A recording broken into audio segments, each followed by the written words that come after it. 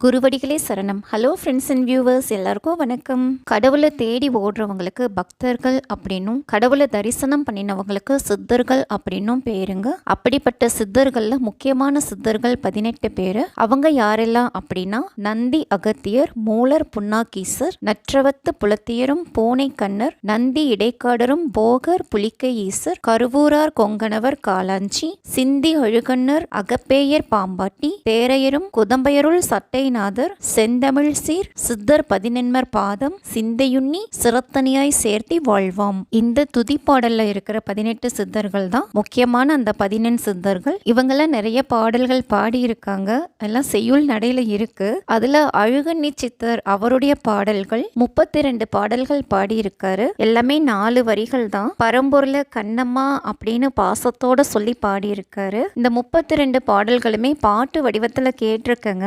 ரொம்பவே உள்ளத்தை உருக்கி கண்கள்ல தண்ணீர் வர வைக்கிற அளவுக்கு ரொம்ப ஆழமான பாட்டு தான். ஆனா அர்த்தம் என்னன்னு அப்ப தெரியவே இல்லை. இப்பதான் ரீசெண்டா அழுகண்ணி சித்தர் பாடல் மூலமும் தெளிவுரையும் அப்படின்னு ஒரு புக்கு கிடைச்சது. ஸோ அந்த பாடல்களுடைய பொருள் என்ன அப்படின்னு புரிஞ்சுக்க முடிஞ்சது. அதை நான் உங்களுக்கு ஷேர் பண்றேன். நீங்களும் கேட்டு பயன் அடையணும் அப்படின்னு மனசார வேண்டிக்கிறேன். அழுகண்ணி சித்தர் ஆசிகளோட பாட்டும் பொருளும் சொல்ல போறேன். வாங்க இப்ப வீடியோக்குள்ள போலாம். ஃபர்ஸ்ட் எடுத்த உடனே குருவணக்க பாடல். ஞான சரக்கெடுக்க நாலுதிக்கும் நான் அலைந்தேன், மோனச் சுணக்கனது முகங்கண்டு மயலானேன், வேன எரிமூட்டி வேக வைத்து பக்குவத்தில் ஞான சரக்களித்தான் என் கண்ணம்மா, ஞான குரு தாழ் போற்றி. இதனோட பொருள் என்ன அப்படின்னா, ஞானத்தை தேடி 4 திசையும் அலைஞ்சுகிட்டு இருந்தாராம். மௌனமாகிய தியானத்தில் இருந்த குருதேவரை கண்டு மகிழ்ச்சி அடைந்தாராம். வேண்டிய அளவு யோக சாதனங்களால் அவரை பக்குவப்படுத்தி ஞானத்தை அந்த குரு அவருக்கு கொடுத்தாராம். அந்த ஞான குருதேவருடைய திருவடிகளை போற்றுகிறேன் அப்படின்னு சொல்லியிருக்காரு. அதுதாங்க இந்த பாட்டோட பொருள். இப்போ பாடல்களுக்குள்ள போலாம். முதல் பாட்டு.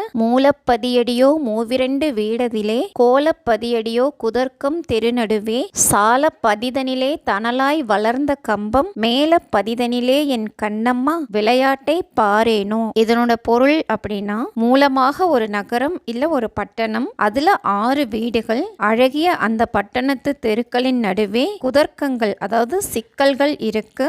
சிறந்த அந்த பட்டணத்திலே நெருப்பை போல ஒரு கம்பம் இருக்கு. அதன் மேலேயும் ஒரு பட்டணம், அதில் விளையாட்டுகள் நடக்குது. அந்த விளையாட்டுகளை பார்க்க மாட்டேனோ அப்படிங்கிறது தான் மேலோட்டமான பொருள். இன்னும் கொஞ்சம் டீப்பா போனா, மூலப்பதி அப்படின்னு மூலாதாரத்தை சொல்றாரு. இடை பிங்களை நரம்புகள் முதுகெலும்பு தொடரில் இருக்கிற தண்டுவடத்தோடு 6 இடங்கள்ல எதிரெதிரா மறிச்சு சந்திச்சு மேல் நோக்கி போய் மூளையோட சேருது. இப்படி இடை பிங்களை நரம்புகள் சந்திக்கக்கூடிய 6 ஆதாரங்களையும் மூலாதாரம், சுவாதிஷ்டானம், மணிப்பூரகம், அநாகதம், விசுத்தம், ஆக்ஞை அப்படின்னு சொல்லுவாங்க. முதுகெலும்பு துளையில தண்டுவடம் நெடுக எழுந்து மேல் நோக்கி போகுது இல்லையா, அதை தான் தனலாய் வளர்ந்த கம்பம் அப்படின்னு சொல்லி இருக்கிறாரு. இதெல்லாமே சேர்ந்து இயங்கக்கூடிய இந்த மானுட தேகத்தை சாலப்பதி அப்படின்னு சொல்லி சிறப்பிக்கிறாரு. சோ தண்டுவடம், இடை பிங்களை நரம்புகள் மூளையில சந்திக்குது. மூளையை மேலப்பதிங்கிறாரு. மேலே இருக்கின்ற மேலப்பதி. மூளையிலே நடைபெறும் எல்லா விதமான வேலைகளையும், எண்ணங்கள், கற்பனை, எதிர்கால யோகம், திரிகால ஞானம், பூர்வ ஜென்ம ரகசியங்கள், இப்படி எல்லா விதமான வேலைகளையும் ஒட்டு மொத்தமா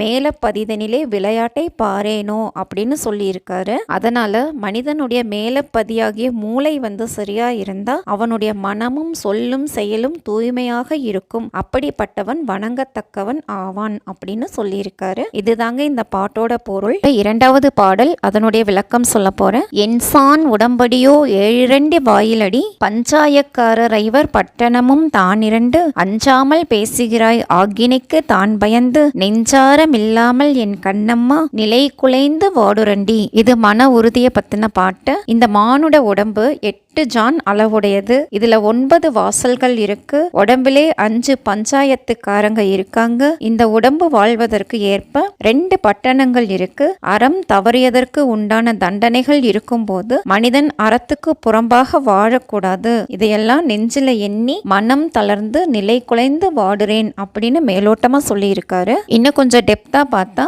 அவங்கவுங்க கையால அவங்கவுங்க உடம்பு 8 ஜான் அளவுதாங்க. இது நம்மளுக்கு தெரியும். 2 கண்கள், 2 2 காதுகள், 2 நாசி துவாரங்கள், வாய் 1, குதம் 1, உபஸ்தம் அதாவது சிறுநீர் வழி ஆக 9 துவாரங்கள் மானிட உடம்புல இருக்கு. இதை எண்சான் உடம்படியோ 7 வாயிலடி அப்படின்னு சொல்லியிருக்காரு. 7 அப்படின்னா 14ன்னு எடுத்துக்காதீங்க. 7 + 2 9 அப்படி அர்த்தத்துல சொல்லியிருக்காரு. மெய், வாய், கண், மூக்கு, செவி அப்படின்னு 5 புலன்களை தான் பஞ்சாயக்காரரைவர் அப்படின்னும் நம்ம வாழ்ந்துட்டு இருக்கிற இந்த உலகத்தையும் மரணத்துக்கு அப்புறமா கிடைக்க இருக்கக்கூடிய ஆன்ம லோகத்தையும் 2 பட்டினங்கள் அப்படின்னு சொல்லியிருக்காரு. நம்மளுடைய கர்ம வினைகளுக்கு ஏற்பதான் பிறப்பும் சுக துக்கங்களும் நடக்குது. அதனால நம்ம தீங்கு நினைக்கிறதுக்கும் தீங்கு செய்யறதுக்கும் பயப்படணும் அப்படின்னு நம்மளுக்கு சொல்றதுக்காக தான் அஞ்சாமல் பேசுகிறாய் அப்படின்னு சொல்லியிருக்காரு. மானுட வாழ்வினுடைய உண்மைகள் இவ்வாறு இருக்கு அப்படிங்கறத எண்ணி மனசு நடுங்கி நிலை குலைந்து வாடுறேன் அப்படின்னு தன்னுடைய பயத்தை சொல்றாரு. இதை தாங்க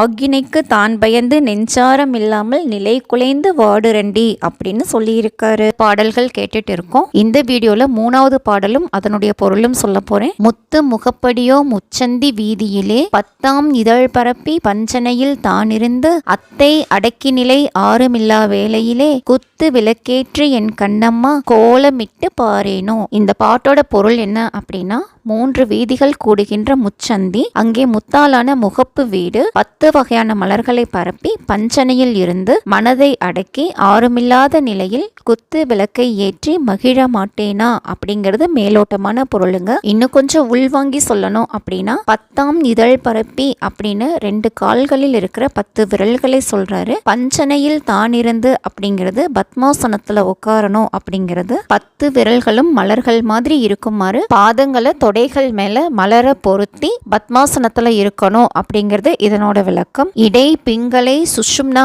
அப்படிங்கிற 3 நரம்புகளும் சந்திக்கிற மூலாதார பகுதியை முச்சந்தி வீதி அப்படின்னும், கடைசி முதுகெலும்புல இருக்கிற சின்ன துவாரத்தை முத்து முகப்பு அப்படின்னும் சொல்றாரு. இந்த மாதிரி பத்மாசனத்துல உட்கார்ந்து மனசை ஒருமுகப்படுத்தி தியானம் செய்கிற நிலைய அத்தை அடக்கி அப்படின்னும், அந்த தனிமையை ஆறுமில்லா வேலை அப்படின்னும் சொல்லி இருக்காருங்க. பிராணாயாமம் பண்ணும்போது குண்டலினி அப்படிங்கிற அற்புத சக்தி மூலாதாரத்துல இருந்து சுழுமுனை வழியா முதுகெலும்பு தொடரில் இருக்கிற தண்டுவடத்தின் வழியா ஆதார கமலங்களை கடந்து மேலே ஏறும். இந்த அனுபவத்தை விளக்குறதுக்காக முதுகெலும்பு தொடரை குத்து விளக்கு அப்படின்னு சொல்லியிருக்காரு. 5 புலன்களும் ஒடுங்கி ஞானத்தில் நிலை பெறுவதை குத்து விளக்கேற்றி கோலமிட்டு பாரேனோ அப்படின்னு சொல்லியிருக்காரு. சோ குத்து விளக்கின் 5 முகங்களையும் 5 புலன்களோட ஒப்பிட்டு இந்த புலன்கள் ஒளிவிட வேணும், அதனால புலனடக்கம், புலன்களின் தூய்மை, மனசிம்மை இதையெல்லாம் மனிதர்கள் கிட்ட எதிர்பார்க்கிறாரு. அதனால இந்த புலன்களின் தூய்மையை குத்து விளக்கேற்றி கோலமிட்டு பார்ப்பேனோ அப்படின்னு மானுட வர்க்கத்தினுடைய தூய்மைக்காக ஏங்குறாரு. சம்பா அரிசியடி சாதம் சமைத்திருக்க உண்பாய் நீ என்று சொல்லி உழக்குழக்கு நெய்வார்த்து முத்துப்போல் அன்னமிட்டு முப்பழமும் சர்க்கரையும் தித்திக்கும் தேனமிர்தம் என் கண்ணம்மா தின்று களைப்பாரேனோ. இது அந்த பாட்டுங்க. முத்தை போல சம்பா அரிசி சோறு சமைச்சு சாப்பிடு அப்படின்னு உழக்கழவு தாராளமா நெய் வார்த்து முக்கனிகளோட சர்க்கரையும் தேனும் பரிமாறினா அதை சாப்பிட்டு இளைப்பார மாட்டேனா அப்படிங்கிறது இதனோட மேலோட்டமான பொருள். இதனோட உட்பொருள் அப்படின்னு பார்த்தா, சம்பா அரிசி சாதம் அப்படின்னு மூச்சு காத்த சொல்றாருங்க. உண்பாய் நீ என்று சொல்லி உழக்குழக்கு நெய்வார்த்து அப்படின்னு பிராணாயாமங்களை சொல்றாரு. உழக்கு அப்படின்னு மூக்கையும், நெய்வார்த்து அப்படின்னு நாசி வழியே நடக்கிற ரேசக பூரகங்களையும் சொல்றாரு. முத்துப்போல் அன்னம் அப்படின்னு மூலாதாரத்துல இருக்கிற சுழுமுனை துவாரத்தை சொல்றாரு. முப்பழம் சர்க்கரை அப்படின்னு புருவ மத்தியில அமிர்த கலசம் அப்படின்னு சொல்லப்படக்கூடிய சித்ரினி, தந்திரினி, வஜ்ரினி, அபூர்வினி அப்படிங்கிற 4 நரம்புகளை சொல்றாரு. புருவ மத்தியில ஆக்ஞா கமலத்தை சார்ந்து இந்த 4 நரம்புகளும் ஒண்ணுக்கொன்னு தொட்டு கொள்ளாம இருக்கு. சித்தர்கள் இந்த 4 நரம்புகளையும் அமிர்த கலைகள் அப்படின்னு சொல்லுவாங்க. முதிர்ந்த நெடுநாள் யோக சாதகத்தால இந்த 4ம் நெருங்கி வரும். அந்த சமயத்துல இதிலிருந்து ஒரு வகையான ஜீவ ரசம் சுரக்கும். சித்தர்கள் இதைய அமிர்தம் அப்படின்னு சொல்லுவாங்க. அதனால இதனை தித்திக்கும் தேனமிர்தம் தின்று இழைப்பாரேனோ அப்படின்னு சொல்றாரு. பைம்பொர் சிலம்பணிந்து பாடகக்கால் மேல் தூக்கி செம்பொர் கலையுடுத்தி செயல்விழிக்கு மையெழுதி அம்பொர் பனி பூண்டு அருகோண வீதியிலே கம்பத்தின் மேலிருந்து என் கண்ணம்மா கண்குளிர கண்குளிர பாரேனோ. இந்த பாட்டுக்கான பொருள்: பொற் சரிகையிட்ட ஆடையை புனைந்து கால்களில் சிலம்பணிந்து கண்களுக்கு மை தீட்டி பொன்னாலான ஆபரணங்களை அணிந்து அருகோண தெருவிலே கம்பத்தின் மேலிருந்து கண்குளிர நான் பார்க்க வேண்டும் என்பது மேலோட்டமான பொருள். உட்பொருள் என்ன அப்படின்னு பார்த்தா, இங்கேயும் பைம்பொற் சிலம்பணிந்து பாடகக்கால் மேல் தூக்கி அப்படின்னு பத்மாசனத்தை தாங்க சொல்றாரு. அதாவது வலது பாதத்தை தூக்கி இடது தொடையின் மேலையும் இடது பாதத்தை தூக்கி வலது தொடையின் மேலையும் பொருந்துவதை தான் அப்படி பாடியிருக்காரு. சிலம்பும் பாடகமும் பெண்கள் அணிகின்ற ஆபரணங்கள் தான். அதனால பெண்களுக்கும் யோக சாதகமும் பிராணாயாம சண்முகி முத்திரையும் உரியது அப்படின்னு சொல்லியிருக்காரு. யோகாசனத்துல முத்திரைகள் அப்படின்னு சொல்லக்கூடிய அடையாள குறிகள் சில இருக்கு.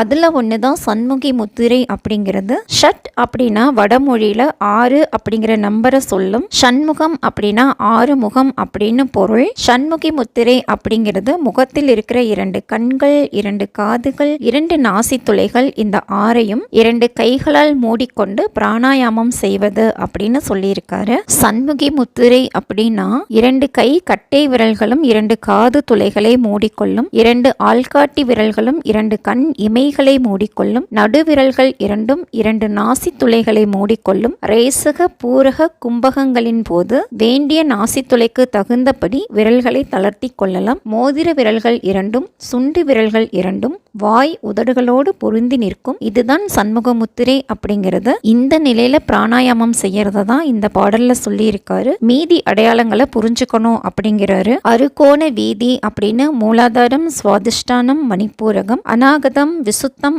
ஆக்னி அப்படிங்கிற 6 ஆதார கமலங்களை சொல்றாரு. பிராணாயாமம் பண்ணும்போது தண்டுவடமும் இடைப்பிங்களை நரம்புகளும் வினைப்படுவது அருகோண வீதி அப்படின்னு சொல்லியிருக்காரு. செம்பொற் கலையுடுத்தி அம்பொற் பனி பூண்டு அப்படிங்கிறதெல்லாம் பொருளாளத்தோடு பாடப்பட்டது. செம்பொற் கலை அப்படின்னா காவி ஆடை அப்படின்னும் எடுத்துக்கலாம். கலை அப்படின்னா ஆடை அப்படின்னு ஒரு பொருள் இருக்கு. செயல்விழிக்கு மையெழுதி அப்படிங்கிறது 2 ஆள்காட்டி விரல்களால கண்களை மூடிக்கொள்வதை தான் சொல்லி இருக்காரு. அம்பொற் பனி அப்படிங்கிற சொல்லுக்கு ருத்ராட்ச மாலை, துளசி மாலை அப்படின்னும் பொருள் எடுத்துக்கலாம். ஆனாலும் ருத்ராட்சம், காவி உடை இதெல்லாம் உண்மையான ஞானிக்கு தேவையில்லை அப்படின்னும், இந்த சொற்கள் கவி அலங்காரத்துக்காக பாடப்பட்டவை அப்படின்னும் பொருள் கொண்டாலும் தப்பில்லைங்க. வழுவாத யோக நெறிகளும் தவறாத குரு பக்தி ரெண்டுமே சரியான ஞானிக்கு வேண்டிய விஷயங்கள். வேஷம் வேஷதாரிகளுக்கு மட்டும்தான் பொருந்தும். அதனால வழுவாத யோக நெறிகளை வற்புறுத்த வேண்டி செம்பொற் கலை அப்படின்னும் அம்பொற் பனி அப்படின்னும் பாடியதாகவும் பொருள் எடுத்துக்கிட்டா சரியா வரும். பொன்னாடையும் பொன்னாபரணமும் ஞானிக்கு எதுக்கு?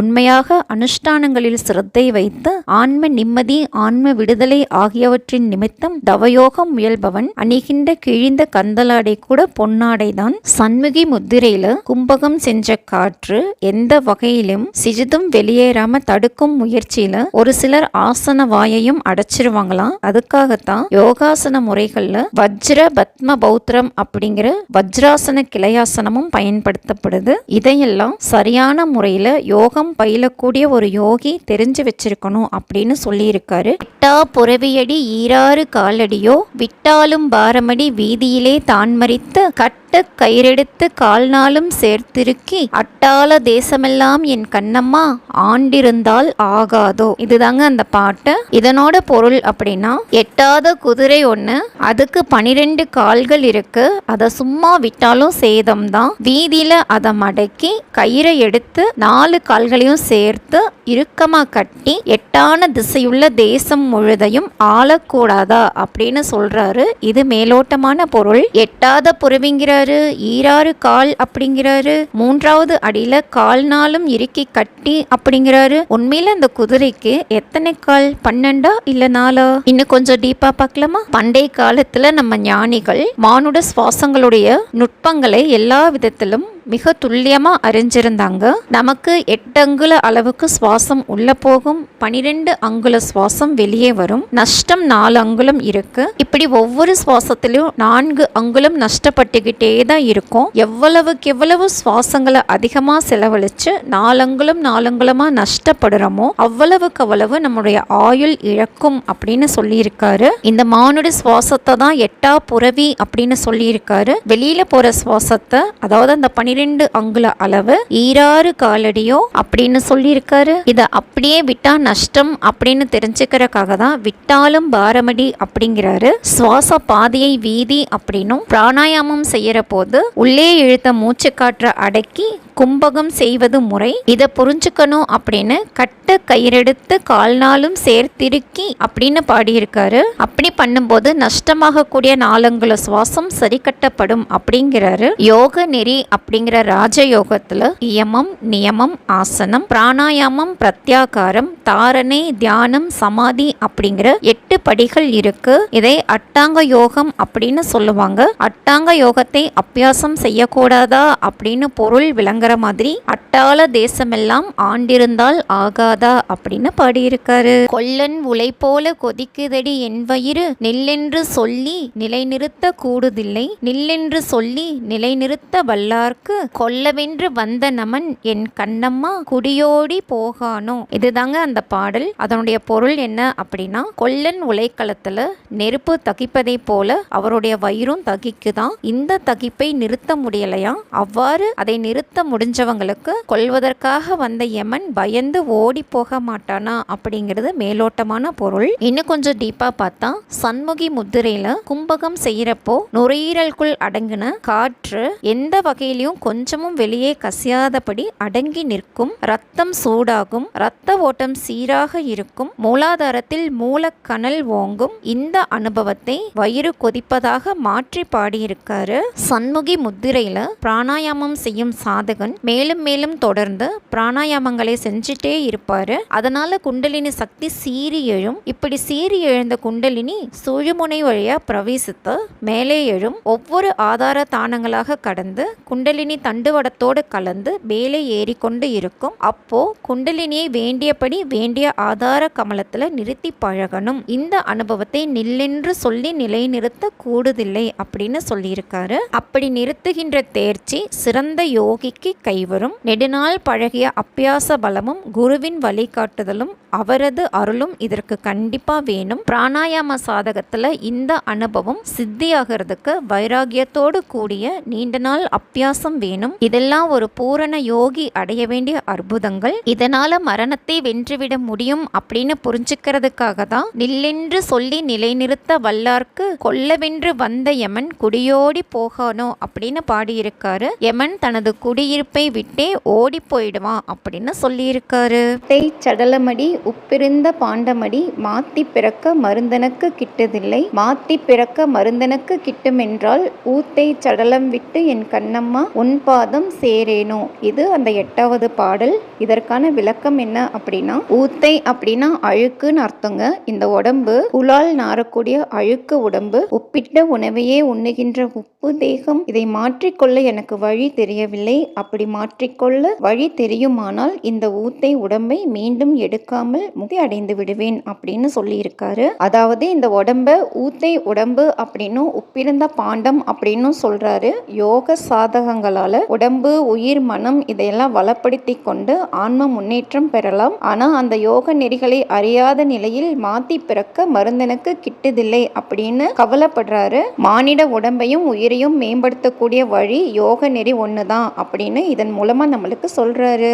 அப்படிப்பட்ட ஆன்ம முன்னேற்றம் பெற உதவக்கூடிய மருந்தாகிய யோக நெறிகள் எனக்கு போதிக்கப்படும் என்றால் அவற்றின் துணையோடு ஆன்ம முன்னேற்றம் பெற்று முக்தியாகிய ஆன்ம விடுதலை பெற்று விடுவேன் அப்படின்னு புரியறதுக்காக தான் மாத்தி பிறக்க மருந்தனுக்கு கிட்டும் என்றால் ஊத்தை சடலம் விட்டு உன் பாதம் சேரேனோ அப்படின்னு கலங்குறாரு. இங்க உன் பாதம் அப்படிங்கிறது ஜீவன் எய்துகிற இறுதி புள்ளியாகிய முக்தி நிலையை பத்தி சொல்லியிருக்காரு. இதுதாங்க இந்த பாட்டோட பொருள். வாழை பழந்தின்றால் வாய்நோகும் என்று சொல்லி தாழை பழந்தின்று சாவெனக்கு வந்ததடி, தாழை பழத்தை விட்டு சாகாமல் சாகவல்லோ, வாழை பழந்தின்றால் என் கண்ணம்மா வாழ்வெனக்கு வாராதோ. இதுதாங்க அந்த பாட்டு. இதனோட பொருள் என்ன அப்படின்னு பார்த்தா, வாழை பழம் சாப்பிட்டா வாய் நோகும் அப்படின்னு நினைச்சு தாழை பழம் சாப்பிட்டதுனால எனக்கு மரணம் வந்தது. இனி இந்த தாழை பழத்தை சாப்பிடாமல் வாழை பழம் சாப்பிடக்கூடிய வாழ்வை எனக்கு தரமாட்டாயா அப்படிங்கிறது மேலோட்டமான பொருள். இன்னும் கொஞ்சம் டெப்தா பார்த்தா வாழைப்பழம் அப்படிங்கிறது யோக சாதகம், தாழைப்பழம் அப்படிங்கிறது லௌகீக வாழ்க்கை. ஆசனம், பிராணாயாமம், தியானம், சமாதி இந்த மாதிரியான ஞான சாதகத்தை வாழைப்பழம் அப்படின்னு சொல்லியிருக்காரு. உடம்பு நோகிற மாதிரி ஆசனங்கள் பயின்றும் பிராணாயாமங்கள், தியான சாதகம் இதையெல்லாம் செஞ்சும் எதுக்காக அவதிப்படணும், வரது வரட்டும் அப்படின்னு மனிதர்கள் எல்லோரும் வாழ்ற மாதிரியே வாழ்ந்துடலாம் அப்படின்னு நினைச்சு அப்படியே வாழ்ந்து மரணம் அடைந்தேன் அப்படின்னு விளங்குறதுக்காக வாழை பழந்தின்றால் வாய்நோகும் என்று சொல்லி தாளை பழந்தின்று சாவெனக்கு வந்ததடி அப்படின்னு சொல்லியிருக்காரு. உடம்புக்குள்ளேயே வினைப்படும் ஆத்மாவை பற்றியும் கர்ம வினைகள் ஆத்மாவை தலைப்படுத்துவது பற்றியும் அறிந்து கொண்டவன் ஆசாபாசங்களில் மூழ்கிய மானுட வாழ்வை மாயமாக கருதி ஆத்ம ஞானத்தை தேடி அடைகிறான். அவனது அப்பியாசங்களின் பலத்தால் உடம்பை பற்றிய சுக போகங்களும் மான அவமானங்களும் இன்ப துன்பங்களும் அவனுக்கு சமமாகி விடுவதால் ஆன்ம விடுதலை அப்படிங்கிற இறுதி புள்ளியை நோக்கி அயராது அவன் முன்னேறுகிறான். அவனது முழு நோக்கம் ஆன்ம விடுதலையே அல்லாது வேறொன்றும் இல்லை. இது விளங்கணும் அப்படிங்கறக்காக தான் தாழை பழத்தை விட்டு சாகாமல் சாக வல்லோ வாழை பழந்தின்னும் வாழ்வனுக்கு வாராதோ அப்படின்னு சொல்லியிருக்காரு. இதனால லௌகீக இச்சைகளாகிய வாழ்வை விடுத்து ஆன்ம ஞானத்தை பெறுகின்ற பேரு மானுடருக்கு வாய்க்க வேண்டும் அப்படின்னு அறிவுரை சொல்றாரு. இதுதாங்க இந்த பாட்டோட பொருள். பையூரிலே இருந்து பொய்யூரிலே பிறந்து மெய்யூரில் போவதற்கு வேதாந்த வீடறியேன், மெய்யூரில் போவதற்கு வேதாந்த வீடறிந்தால் பையூரும் பொய்யூரும் என் கண்ணம்மா பாழாய் முடியாவோ. இதுதாங்க அந்த பாட்டு. இதனோட பொருள் அப்படின்னா பையூர் அப்படிங்கிறது தாயின் கருப்பை, பொய்யூர் அப்படிங்கிறது பூலோகம், மெய்யூர் அப்படிங்கிறது முக்தி மோட்சம். பையூரிலே இருந்து பொய்யூரில் பிறந்தேன், மெய்யூருக்கு போக வேண்டும் என்று விரும்புகிறேன், மெய்யூருக்கு போக வழி தெரியவில்லை, அந்த வழி தெரிந்து நான் மெய்யூருக்கு போக நேர்ந்தால் இந்த பையூரும் பொய்யூரும் பாழாகி விடமாட்டாவோ அப்படின்னு புலம்பி இருக்காரு. இதுதாங்க மேலோட்டமான பொருள். இன்னும் கொஞ்சம் டெப்தா பார்த்தா தாயின் கருப்பையை பையூர் அப்படின்னு சொல்லி இருக்காரு. கருப்பையிலிருந்து பிறந்த சிசு பூலோகத்துல வளருது, பூமியை பொய்யூர் அப்படின்னு சொல்லியிருக்காரு. தோன்றியவை எல்லாவற்றுக்கும் ஒரு நாள் அழிவு இருக்கு, அதனால நிலையற்ற மாயமாகி இந்த உலகத்தை பொய்யூர் அப்படின்னு சொல்லியிருக்காரு. பொய்யும் பேராசியும் மலிந்து கிடக்கின்ற பூலோகம் அப்படிங்கிறதுனாலையும் பொய்யூர் அப்படின்னு சொல்றாரு. பொய்கள் மலிஞ்சு கிடந்தா அதுக்கு பொய்யூர்னு தானே சொல்லுவாங்க. சிசுவாக பிறந்து மனிதன் வளர்ந்து தேவை காரணமாகவும் ஆசை காரணமாகவும் கர்ம வினைகளை சம்பாதித்துக் கொள்கிறான். மரணத்துக்கு பின்னால் அவனது ஆசா பாசங்களாலும் கர்ம பந்தங்களாலும் மீண்டும் பூலோகத்தில் பிறந்து பூர்வ வினைகளை அனுபவிக்கிறான். அப்படியே மீண்டும் மரணம் வரும், கர்ம பந்தங்கள் தொடர மீண்டும் பிறக்கிறான். இவ்வாறு பிறந்தும் இறந்தும் இறந்தும் பிறந்தும் உழல்கின்ற துயரங்கள் முடிவதற்கு பிறவாமையாகிய ஆன்ம விடுதலை ஒன்றுதான் சரியான வழி. இதை அடையணும் அப்படின்னா வேதாந்தங்கள் சொல்லுகின்ற யோக நெறியால மட்டும்தான் உதவி செய்ய முடியும். அந்த மாதிரி ஒரு துணையோ அதை அடைகின்ற யோக நெறியோ தெரியவில்லை.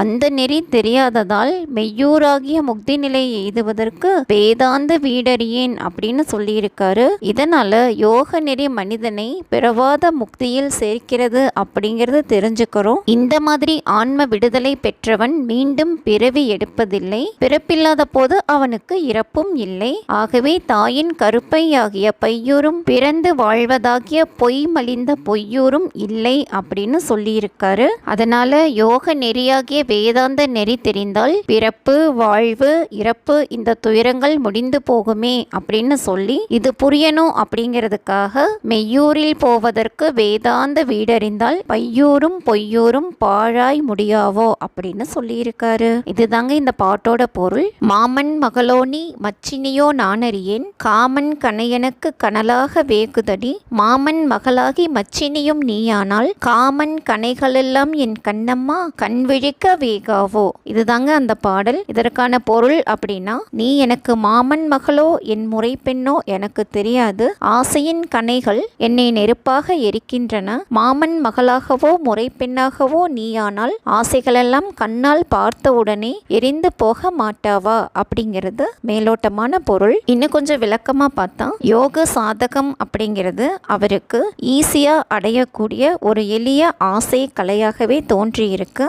யோகமே நீ எனக்கு மாமன் மகளோ முறை பெண்ணோ தெரியாது, உன்னை பத்தின ஆசை என்னை நெருப்பா எரிக்குது அப்படிங்கிற அர்த்தத்துல மாமன் மகளோ நீ மச்சினியோ நான் அறியேன், காமன் கனை எனக்கு கனலாக வேகுதடி அப்படின்னு சொல்லி இருக்காருங்க. யோக சாதகத்துல ஆசனம் பிராணாயாமம் அப்படிங்கிற சிறப்புகள் இருக்கு. யோக சாதகத்தால உடம்பு உயிர் மனம் இது மூணுமே அடைகின்ற மேம்பாடுகளை யோகத்தை பயிலக்கூடிய ஒவ்வொருவரும் சொந்த அனுபவங்களால உணரலாம். யோகாசனங்களால் உடல் வலிமையாகும், பிராணாயாமங்களால் உயிர் வலிமையாகும். பிராணாயாமங்களால் யோகி பெறுகின்ற இன்னொரு பெரும் பயன் குண்டலினி சக்தி. இந்த குண்டலினி சக்தி 3ஆம் அடியில் மா பிளஸ் மண் பிளஸ் மகள் அப்படின்னு பிரிஞ்சு, மா அப்படின்னா பெரிய, மண் அப்படின்னா சிறப்பு, பெரிய சிறப்பு பொருந்திய பெண்ணான குண்டலினி சக்தி மூலாதாரத்தில் உருவாகி எழுந்து ஆதார கமலங்களை கடந்து சகஸ்ர தலமாகிய மூளையிலே கலக்கிறது. சகஸ்ர தலத்தை மச்சு அப்படின்னு சொல்லி இருக்காரு. மச்சு அப்படின்னா மாடினும் எடுத்துக்கலாம். மச்சு பிளஸ் இனியல் அப்படின்னு மச்சினியல் அப்படிங்கிறத சொல்லி இருக்காரு. அதுதாங்க மச்சினி அப்படிங்கிறது. சிறப்பு பொருந்திய மகளே, நீ எனது மச்சிலே கலந்து மச்சினியானால் ஆசைகள் அனைத்தும் நான் கண் விழித்து பார்த்த மாத்திரத்திலே ஒழிந்து சாம்பலாகிவிட மாட்டாவா அப்படிங்கிறத, மாமன் மகளாகி மச்சு இனியலும் நீயானால் காமன் கனைகள் எல்லாம் கண் விழிக்க வேகாவோ அப்படின்னு சொல்லி இருக்காருங்க. யோக சாதகமும் குண்டலினி சக்தியும் இதற்கு மேல் ஆன்ம விடுதலையும் ஒருவனுக்கு சிறப்பானவைகளாக தோன்றி அவன் அவற்றை பயில தொடங்குகின்ற போது லௌகீக ஆசைகள் அவனை ஈடேற விடாமல் தடுக்க நேரலாம் அப்படிங்கிறத இந்த பாடல் மூலமா சொல்லி இருக்காரு. அதனாலதான் காமன் கனையனுக்கு கனலாக வேகுதடி அப்படின்னு சொல்லி இருக்காரு. ஆசன முறைகளால மனோபலம் பெற்று தளராத வைராகியத்தோடு யோக நெறிகளை பின்பற்றி பிராணாயாம சாதகம் வரை வந்து குண்டலினின் அருளும் கைவருகின்ற போது மனம் சீரிய மேம்பாட்டை அடையும். தவத்தின் உயர்வும் ஆன்ம விடுதலையின் அவசியமும் உறுதியாக விளங்கும். அந்த சமயத்துல யோகி தன்னை அறிந்தவன் ஆகிறான். அப்படிப்பட்ட யோகியானவன் கண் விழித்து பார்த்த மாத்திரத்திலே ஆசைகள் எரிந்து சாம்பலாகி விடுகின்றன. இதுதாங்க இந்த பாடல்ல சொல்லி இருக்காரு. அந்தரத்தை வில்லாக்கி ஐந்தெழுத்தை அம்பாக்கி மந்திர தேரேரியல்லோ மான்பேட்டை ஆடுதற்கு சந்திர சூரியரும் தாம் போந்த காவனத்தே வந்து விளையாடியல்லோ என் கண்ணம்மா மனம் மகிழ்ந்து பார்ப்பதென்றோ. இது அந்த பாட்டு. அந்தரத்தை வில்லாக்கி ஐந்தெழுத்தை அம்பாக கொண்டு மந்திர தேரில் ஏறி மான்வேட்டை ஆடுவதற்காக சந்திர சூரியர் உலாவும் காட்டில் விளையாடி மனம் மகிழ்வது எப்போது அப்படின்னு மேலோட்டமா சொல்லி இருக்காருங்க. இன்னும் கொஞ்சம் விளக்கமா பார்க்கணும் அப்படின்னா, அந்தரம் அப்படின்னு மனசையும், ஐந்தெழுத்து அப்படின்னு 5 புலன்களையும், மந்திர தேர் அப்படின்னு சுவாச கதிகளையும் சொல்றாரு. மனம் அப்படிங்கிற வில்லையும் புலன்கள் அப்படிங்கிற அம்பையும் யூஸ் பண்ணி ஞானம் அப்படிங்கிற மானை பிடிக்கணும் அப்படின்னு புரிஞ்சுக்கிறதுக்காக தான் மந்திர தேரேறி மான்வேட்டை ஆடுதற்கு அப்படின்னு சொல்லி இருக்காரு. மனித சுவாசங்கள் உயிர் நிலை பெறுவதற்காக துணையாக தான் இருக்கு. நுரையீரல்கள் சுருங்கியும் விரிஞ்சும் வெளி சுவாசமும் உள் சுவாசமும் நடைபெறதுக்கு உதவுது. எந்த ஆதார சக்தியை கொண்டு நுரையீரல்கள் இடைவிடாமல் சுவாசிப்பதாகிய இந்த பணியை செய்து கொண்டிருக்கின்றன அப்படிங்கிறதே ஒரு விந்தை தான். இதன் இயக்கமும் சுவாசமும் நின்று போனால் உயிரும் போயிடும். உண்மையில் சுவாச நடப்பு அப்படிங்கிறதே ஒரு மந்திர தேர் தான். மனிதன் இந்த மந்திர தேராகிய சுவாசத்தை பிராணாயாமங்கள் மூலம் நெறிப்படுத்தி உயிர் வளம் பெற முடியும். மரணத்தை கூட வென்று விடலாம் அப்படிங்கிறது ஞானிகளுடைய கண்டுபிடிப்பு. இதைத்தான் மந்திர தேரேறி மான்வேட்டை ஆடுவதற்கு ஒப்பாக சொல்றாரு. எந்த காட்டுல போய் வேட்டையாடுறதாமா? சந்திர சூரியர் உலாவும் காடு. அது சந்திரன் அப்படிங்கிறது இடைக்கலை, சூரியன் அப்படிங்கிறது பிங்கலை. இதை சந்திரக்கலை சூரியக்கலை அப்படின்னும் சொல்லுவாங்க. இந்த 2 கலைகளும் உலாவக்கூடிய காடு தாங்க நம்மளுடைய உடம்பு. இடது நாசி துளை வழியே நடக்கும் இடைக்கலை சுவாசத்தின் வழியாகவும் வலது நாசி துளை வழியே நடக்கும் பிங்கலை சுவாசத்தின் வழியாகவும் செய்யப்படும் பிராணாயாமம் என்ற சாதகத்தை சந்திர சூரியரும் தான் போந்த காவனத்தை வந்து விளையாடி அப்படின்னு சொல்லியிருக்காரு. மனம் மகிழ்ந்து பார்ப்பது என்று அப்படின்னும் கேட்டிருக்காரு. இதன் மூலமா என்ன சொல்றாரு அப்படின்னா, மனம் ஒருமுகப்பட்டு புலன் அடக்கத்தோடு சாதகம் செய்யும் பிராணாயாமங்களினால மனிதன் எய்துகிற மேம்பாடுகள் என்ன அப்படின்னு சொல்லியிருக்காரு. இந்த மேம்பாடுகள் மனித உடம்பு, உயிர், மனம் மூன்றிலும் இயங்கி மனிதனை மனித தன்மைகளோடு உயர்வடைய செய்யும் அப்படிங்கிறதையும், அந்தரத்தை வில்லாக்கி ஐந்தெழுத்தை அம்பாக்கி மந்திர தேரேறி ஆடுகின்ற மான்வேட்டை அப்படின்னு சொல்லியிருக்காரு. இதெல்லாம் சொல்லியிருக்காங்க. ஆனா யோக நெறியான ஆசன முறைகளையோ பிராணாயாமம், தியானம் இவற்றினுடைய ஒழுங்கு முறைகளையோ ஒரு கட்டமைப்போட பாடி இருந்தாங்கன்னா பரவாயில்ல. பாட்டுல சொல்லியிருக்கிற விஷயங்களை வச்சு நம்ம அபியாசம் செஞ்சும் பார்க்க முடியாது. பாடல்களுடைய நயத்தை வேணா ரசிக்கலாம், அவ்வளோதாங்க. பாடல்கள்ல சொல்லப்பட்டிருக்கிற விஷயங்களை விரிவா தெரிஞ்சுக்கணும் அப்படின்னா கண்டிப்பா ஒரு குருதேவர் வேணும். காட்டானை மேலேறி கடை தெருவே போகையிலே நாட்டார் நம்மை பார்த்து நகை புரிய பார்ப்பதென்ன, நாட்டார் நம்மை மறித்து நகை புரிய பார்த்தாலும் காட்டானை மேலேறி என் கண்ணம்மா கண் குளிர காண்பேனோ. இதுதாங்க அந்த பாடல். இதனோட பொருள் என்ன அப்படின்னா, காட்டானை மேலேறி கடை தெருவுக்கு போனாராம். அப்போ ஊர் மக்கள் நகையாடினாங்களாம். ஊரார் என்னை மறித்து நகைத்தாலும் காட்டு யானை மேல் ஏறி கண் குளிர பார்க்க மாட்டேனா அப்படின்னு மேலோட்டமா சொல்லி இருக்காரு. இன்னும் கொஞ்சம் டெப்தா பார்த்தா யோக நெறியை காட்டு யானை அப்படின்னு சொல்லி இருக்காரு. இந்த யோக நெறியை பின்பற்றி போறது அப்படிங்கறத உண்மையிலேயே காட்டு யானை மேலேறி பயணம் செய்யறது மாதிரி தான். பழகின யானையா இருந்தா கூட பாகனுக்கும் அங்குசத்துக்கும் பயப்படும். ஆனா இந்த யோக நெறியானது பழகாத காட்டு யானை மாதிரி கொஞ்சம் பிசகினாலும் ஞானத்தை இழக்க வேண்டியதுதான். இப்படி பிசகி திசை மாறி போனவர்கள் ஏராளம் பேர். அதனாலதான் யோக நெறியை காட்டு யானைன்னு ஒப்பிட்டு சொல்லியிருக்காரு. அப்படி ஒருவன் தன்னுடைய வினைகளை தகர்த்து கொண்டு தூய வாழ்வு வாழணும் அப்படின்னு யோக நெறியை பின்பற்றும் போது அஞ்ஞானிகளாகிய மூடர்கள் கேலி பேசுறாங்க. இதை நாட்டார் நம்மை பார்த்து நகை புரிய பார்ப்பதென்ன அப்படின்னு நொந்து போய் சொல்றாரு. இங்க நாட்டார் அப்படின்னா 5 புலன்கள், ஆணவம், கண்மம், மாயை அப்படிங்கிற மும்மலங்கள் அப்படிங்கிற அர்த்தத்துல சொல்லி இருக்காரு. ஊருக்குள்ளேயே இருக்கிறவங்கள தான் நாட்டார்கள்னு சொல்லுவாங்க. உடம்போடு 5 புலன்களும் மலங்களும் ஆகிய நாட்டார்கள் இருக்கிறதுனால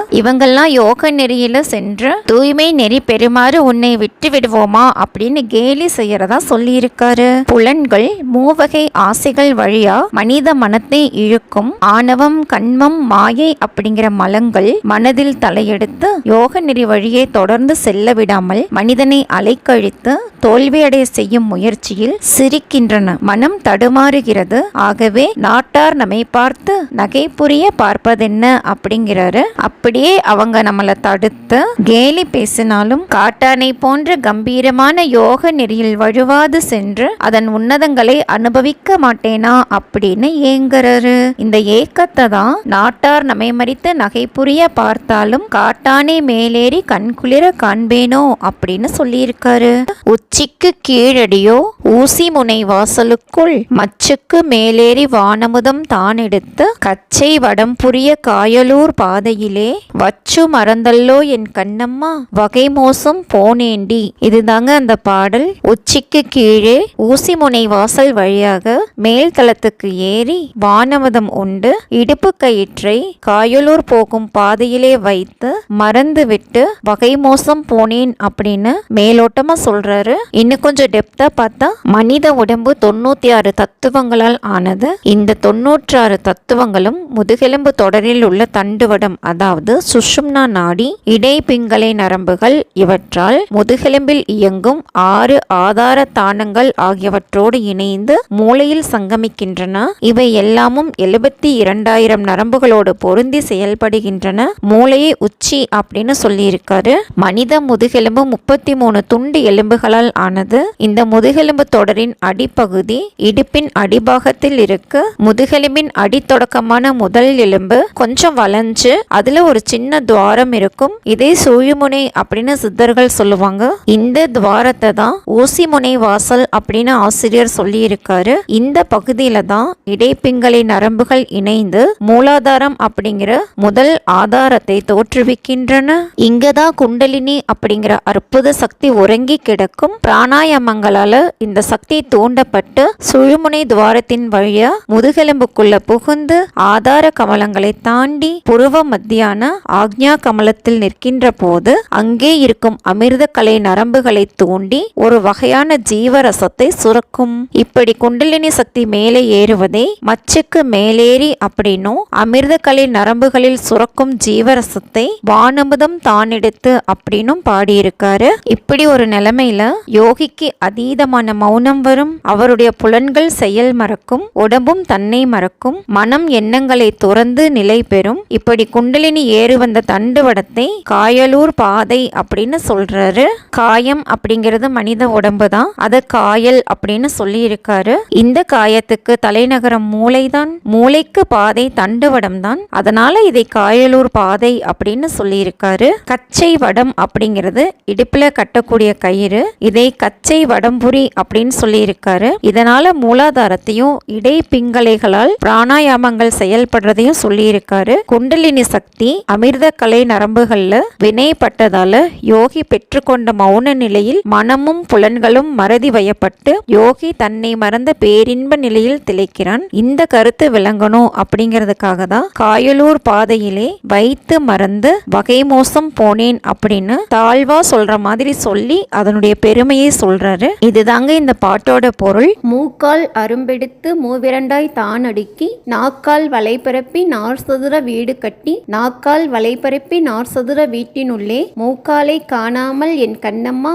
முழுதும் தவிக்கிறண்டி. இதுதாங்க அந்த பாடல். மூக்கினால் அரும்புகளை எடுத்து ஆறாக அடுக்கி நாக்கினால் வலைபரப்பி நார்சதுரமாக வீட்டை கட்டி அந்த வீட்டுக்குள்ளே முக்காலியை காணாமல் முழுதும் தவிக்கிறேன் அப்படின்னு மேலோட்டமா சொல்லியிருக்காருங்க. இன்னும் கொஞ்சம் டெப்தா பார்க்கணும் அப்படின்னா பிராணாயாமம் செய்யறத தான் மூக்கால் அரும்பெடுத்து அப்படின்னு சொல்லியிருக்காரு. மூலாதாரத்தில் உருவாகும் குண்டலினி 6 ஆதார கமலங்களில் ஏறி செல்வதை மூவிரண்டாய் தான் அடுக்கி அப்படின்னு சொல்லியிருக்காரு. பண்டை காலத்துல ஹடயோகிகள் அப்படின்னு ஒரு சாரார் வாழ்ந்தாங்க.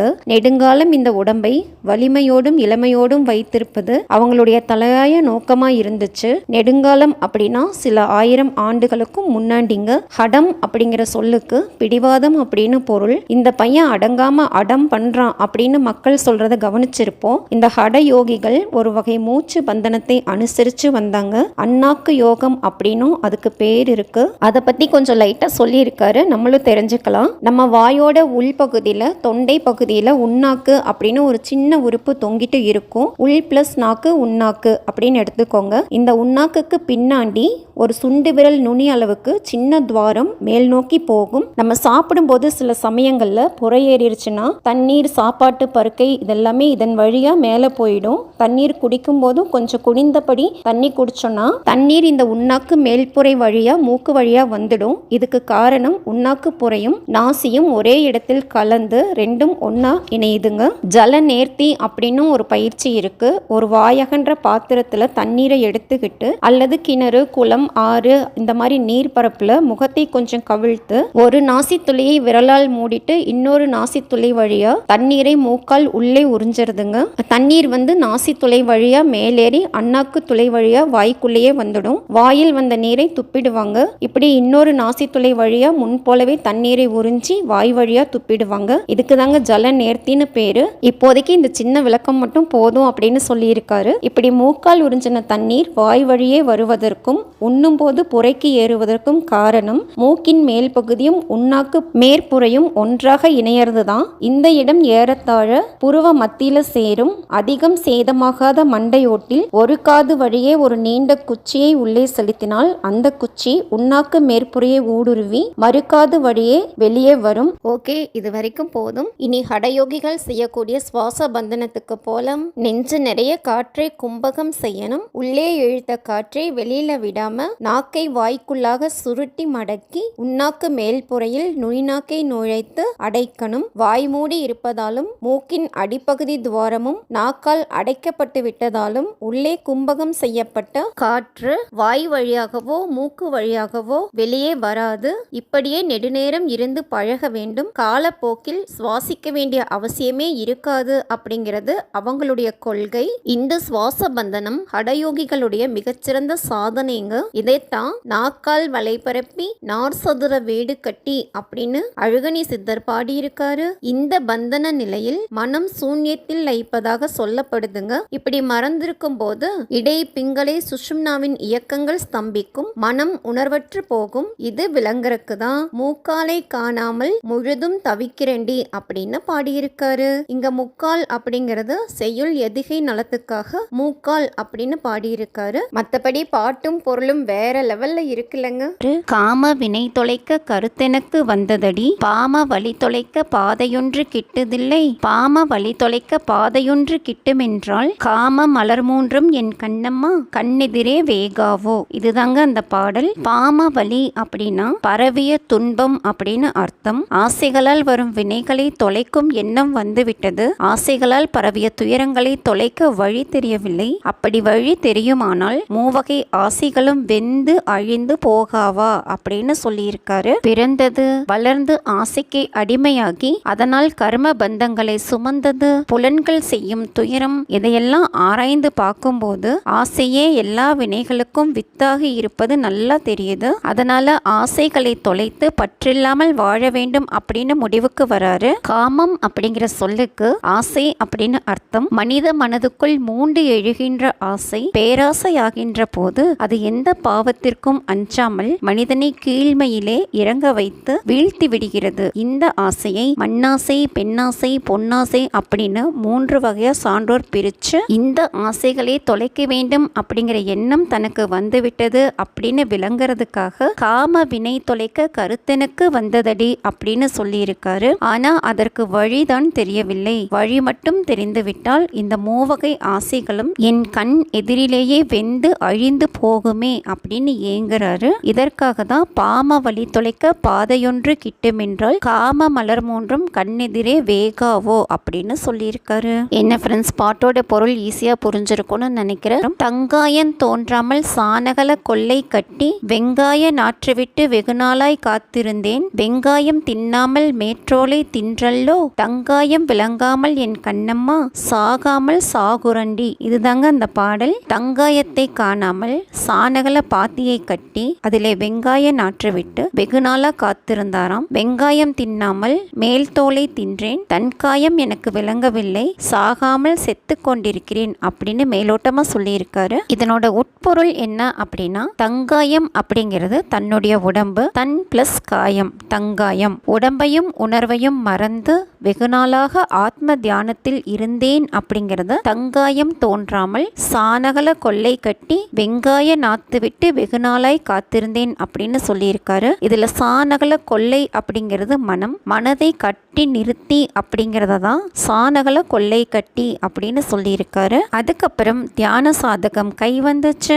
3வது அடியில வெங்காயம் அப்படின்னு ஆத்மாவை சொல்றாருங்க. அதாவது வெண் பிளஸ் காயம், ஒளி உடம்பு அப்படின்னு அர்த்தம். மேல் தோல் அப்படின்னு உடம்ப தான் சொல்றாரு. ஆத்ம தியானத்துல ஈடுபட்டு ஆத்மாவை மேம்படுத்தி மேல் தோலாகிய உடம்பின் இச்சைகளை அழித்து விட்டேன் அப்படிங்கிறத தான் மேல் தோலை தின்றேன் அப்படின்னு சொல்லியிருக்காரு. உடம்பிற்குன்னு இருக்கிற இச்சைகளும் ஆசா பாசங்களும் தொலைந்து போனதால உடம்பே யோகிக்கு மறந்து போகுது. அவன் பார்க்கும் இடம் எல்லாம் பரம்பொருளின் இருப்பு புரியுது. இப்படிப்பட்ட யோகிக்கு அவனே எங்கும் இருப்பதாக தெரிகிறது. தன் உடம்பு மறந்து நுண் உடம்பையே அனுபவிக்கின்ற அவனுக்கு இறப்பும் இல்லை, இருப்பும் இல்லை. மானுட உடம்பின் ஆசாபாச உணர்வுகளும் இல்லை. அதனால தன் காயம் விளங்காமல் அவன் செத்தாரை போல் திரிகிறான். மானுட உணர்வுகளை கடந்த அவனது நிலையை தங்காயம் விளங்காமல் சாகாமல் சாகுரண்டி அப்படின்னு சொல்லியிருக்காரு.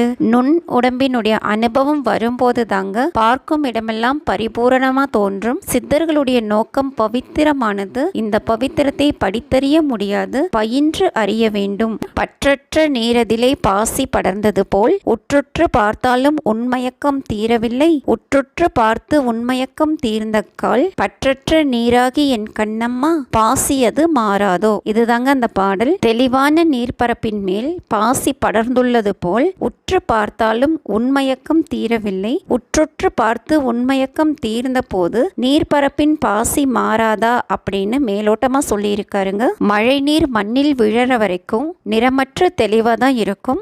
அது சேர்ந்த மண்ணின் தன்மைக்கு ஏற்ப நிறமும் சுவையும் மாறும். ஜீவாத்மா பூலோகத்தில் மானுட உடல் தாங்கி பிறந்து கர்ம வினைகளை சேர்த்து கொள்ளும் தன்மைக்கு ஏற்ப ஆத்மாவின் தன்மையும் மாறுபடும். ஜீவாத்மாவை பற்றற்ற நீருக்கும் அது அடைந்த வினை பதிவுகளை பாசிக்கும் ஒப்பு காட்டி பற்றற்ற நீரதிலே பாசி படர்ந்தது போல் அப்படின்னு சொல்லியிருக்காரு. கர்ம வினைகளை போக்கிக் கொள்ளும் முயற்சியில் எவ்வளவு முயன்றாலும் வினைகளின் செறிவு தெளிவு பெற முடியாமல் தடுக்கிறது. இதை உற்றுற்று பார்த்தாலும் உண்மையக்கம் தீரவில்லை அப்படின்னு சொல்லியிருக்காரு. பற்றற்ற நீரை பாசி மறைப்பது போல கர்ம வினைகள் ஜீவாத்மனை சூழ்ந்துள்ளன அப்படின்னு சொல்லியிருக்காரு. பட்டு பட்டு வினைகளை அனுபவித்து தொலைக்கின்ற தருணத்தில் மனிதனுக்கு நல்ல நேரம் வரும். ஆத்ம சிந்தனை எழும். தன்னை அறிகின்ற அறிவு அரும்ப தொடங்கும். அவன் ஞானத்தை தேடி அலைகிறான். விடாப்பிடியாக அலைந்து தேடிய பின் குருவருள் சித்திக்கும். இது விளங்க ஒற்றொற்று பார்த்து உண்மையக்கம் தீர்ந்தக்கால் பற்றற்ற நீராகி பாசியது மாறாதோ அப்படின்னு சொல்லியிருக்காரு.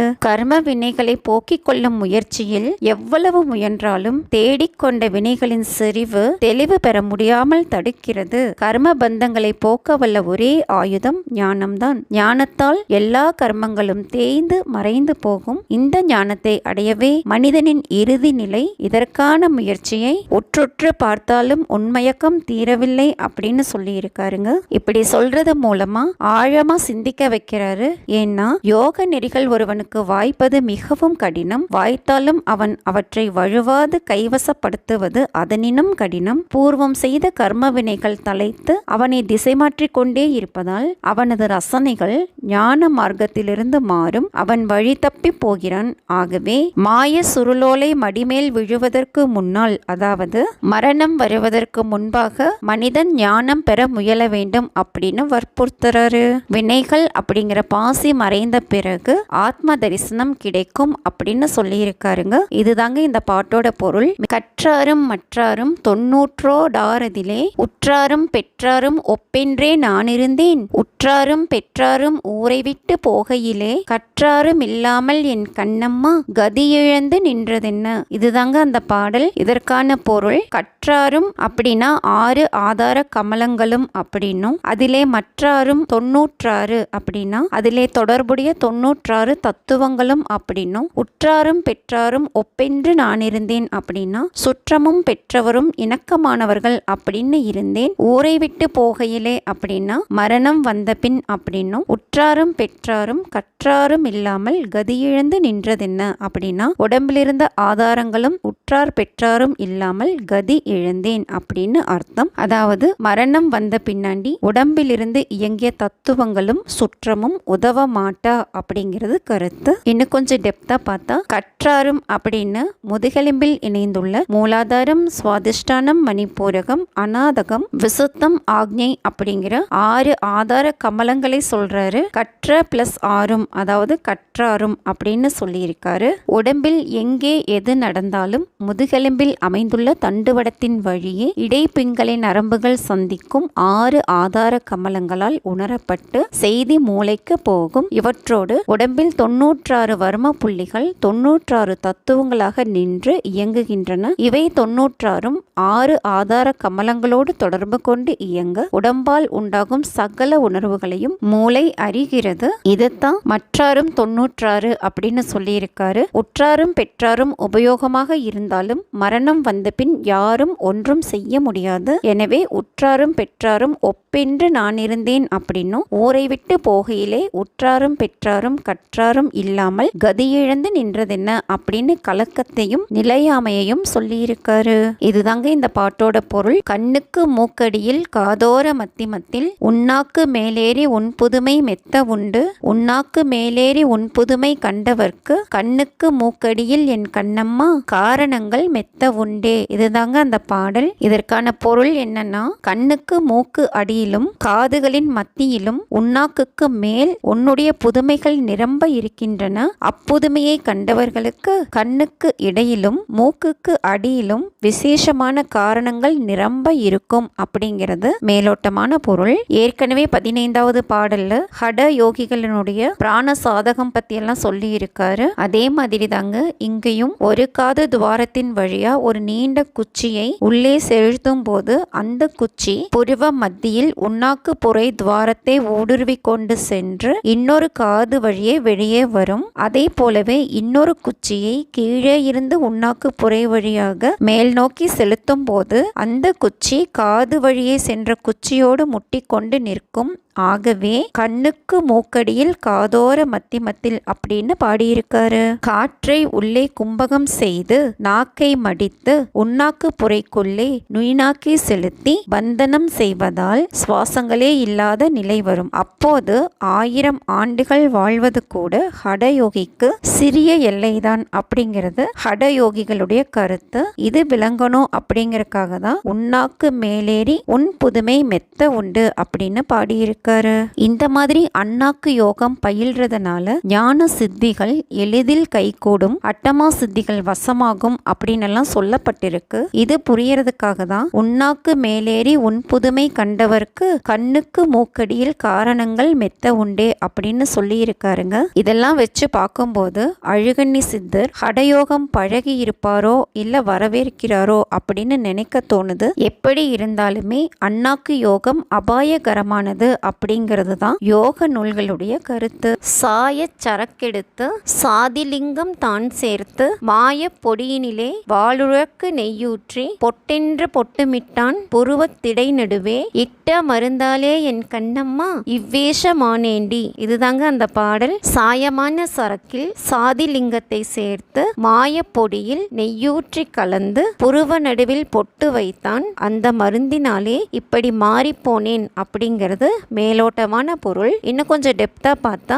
வெகு காலமா பழகுனதுனால சாயம் ஏறிய சரக்கு அப்படின்னு யோக சாஸ்திரத்தை சொல்லி இருக்காருங்க. யோகம் பயிலணும் அப்படிங்கறக்காக குருதேவர் கிட்ட போய் முறையான பாடங்களை படிச்சிருக்காரு. யோக சாஸ்திரத்தில் இருக்கிற ஆசன முறைகளை இனம் பிரிச்சு காட்டதான் சாதிலிங்கம் அப்படின்னு சொல்லி இருக்காரு. யோக சாஸ்திரத்தை தொடங்கி அதில் உள்ள படிகளாகிய ஆசனங்களை படிச்சதனால சாய சரக்கெடுத்து சாதிலிங்கம் தான் சேர்த்து அப்படின்னு சொல்லி இருக்காருங்க. மாயப்பொடி அப்படின்னு மானுட தேகத்தை தான் சொல்றாரு. எத்தனை காலம் வாழ்ந்தாலும் இந்த உடம்பு இடுகாட்டில் சாம்பலா தான் ஆக போகுது. அந்த சாம்பல் எதுக்குமே உதவாத சாம்பல் தான். அதனால உடம்பை மாயப்பொடி அப்படின்னு சொல்லி இருக்காரு. மாயப்பொடியாக கூடிய இந்த உடம்பு நலம் பெறுவதற்கு சாதிலிங்கமாகிய யோகாசனங்களை கற்பித்தார் அப்படின்னு பொருள் எடுத்துக்கணும். வாளுழக்கு நெய் அப்படின்னு பிராணாயாமங்களை தாங்க சொல்றாரு. மூக்கு அப்படிங்கிற உறுப்பை உழக்கு அப்படின்னு தான் சித்தர்கள் சொல்லுவாங்க.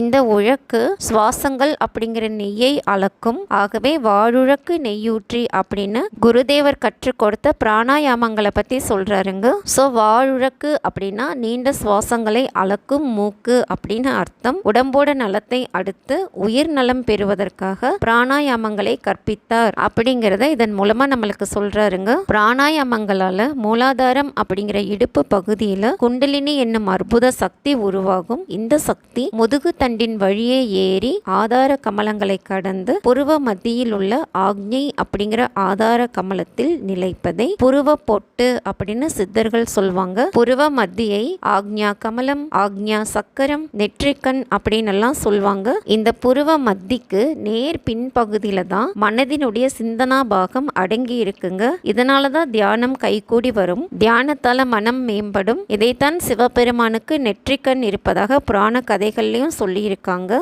இப்படி குண்டலினி சக்தி புருவ மத்தியில நிலை பெறுவதால சாதகருக்கு ஞான சித்தி கைகூடும். ஜனன மரண நியதிகள் விளங்கும். இதெல்லாமே சித்தர்களுடைய வாக்கு. பொதுவா பிராணாயாமங்கள் பண்ணும்போது ரத்தத்துக்கும் மூளைக்கும் வேண்டிய அளவு ஆக்சிஜன், அதாவது பிராணவாயு அப்படிங்கிற உயிர் சக்தி கிடைக்கும். இதனால மன உளைச்சல்கள், எதிர்வினை நினைவுகள், அழுக்காறு, அவா, வெகுளி, வன்சொல் இந்த மாதிரி தீய இயல்புகள் தொலைஞ்சு போயிடும். மனம் தெளிவாகும், உறுதியாகும், புலன்கள் நெறிப்படும், வாழ்க்கையில் ஆசாபாசங்கள் தொலைந்து போகும். ஆகவே வாளுழக்கு நெய்யூற்றி பொட்டென்று பொட்டுமிட்டான் புருவத்திடை நடுவே மருந்தாலே இவ்வேஷமானேண்டி அப்படின்னு பாடியிருக்காரு. மனிதன் யோக நெறிகளால் உயர்ந்து ஓங்கி ஒப்பற்ற தேவநிலை அடையணும் அப்படின்னா அதற்கு கண்டிப்பா குருதேவர் வழி காட்டுவாரு அப்படின்னு வாக்களிக்கிறாரு.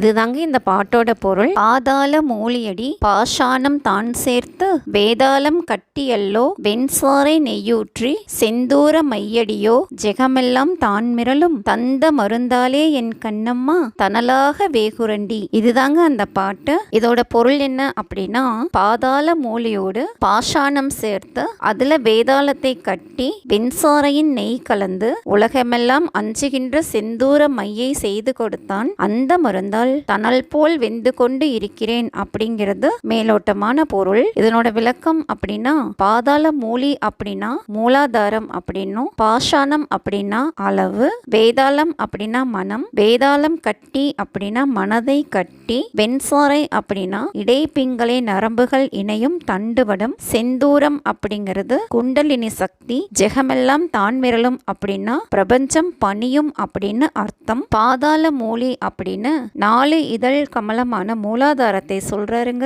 பாஷாணம் அப்படிங்கிறது சித்த மருந்துகள் தயாரிக்க பயன்படக்கூடிய மூல மருந்து வகைகள். இதை நவபாஷாணங்கள் அப்படின்னு சொல்லுவாங்க. பிராணாயாமங்களுடைய மாத்திரை அளவுகள் எச்சரிக்கையோடு கையாள வேண்டியவை. அதனாலதான் அதை பாஷாணத்துக்கு ஒப்பா சொல்லி பாஷாணம் தான் சேர்த்து அப்படின்னு சொல்லி இருக்காரு. மனித மனத்தோட இயல்பே புலன்கள் வழியா போறதுதான். அதை கட்டி அடக்கணும். மனதை கட்டுறது அப்படிங்கிறதும் பிசாசை கட்டுறது மாதிரி தான். மனதை வென்றவன் உடம்பை வென்றவன் ஆவான். அப்போது தன்னையே வென்றவனாகி மனிதன் தேவநிலைக்கு உயர முடியும். இந்த உயர்வு மனிதனுக்கு வரணும் அப்படின்னு விரும்பி மானுடத்தை வற்புறுத்துறாரு. மனம் வேதாளமாக இருக்கின்ற வரைக்கும் இந்த உயர்வுக்கு வழியே இல்லை. ஆகவே மனதை வேதாளத்துக்கு ஒப்பா சொல்றாரு. மனதை கட்டி அப்படிங்கறத வேதாளம் கட்டி அப்படின்னும் சொல்லி இருக்காரு. வேதாளத்துடைய தன்மைகள் விபரீதமாகவும் அற்பத்தனமாகவும் இருக்கும் அப்படின்னு நம்மளுக்கு தெரியும். வேதாளம் எளிதில் கட்டுப்படவும் செய்யாது. அப்படி கட்டுப்பட்டுடுச்சு அப்படின்னா எதை சொன்னாலும் செய்யும். அந்த மாதிரி தான் மனமும் எளிதில் வசப்படாது. வசப்பட்டுடுச்சுன்னு வைங்களேன், அதனுடைய ஆற்றலை அளவிடவே முடியாது. அதனாலதான் வேதாளம் கட்டி அப்படின்னு சொல்லி இருக்காரு. அதே மாதிரி இடைப்பிங்களை நரம்புகள் பிணைந்து செல்லும் முதுகெலும்பு தொடரில் உள்ள தண்டுவடத்தை சாரை பாம்புக்கு ஒப்பா சொல்லி இருக்காரு. இடைப்பிங்களை நரம்புகள் சுவாசங்களோடு தொடர்பு கொண்டு உடம்பில் இயங்குகின்றன.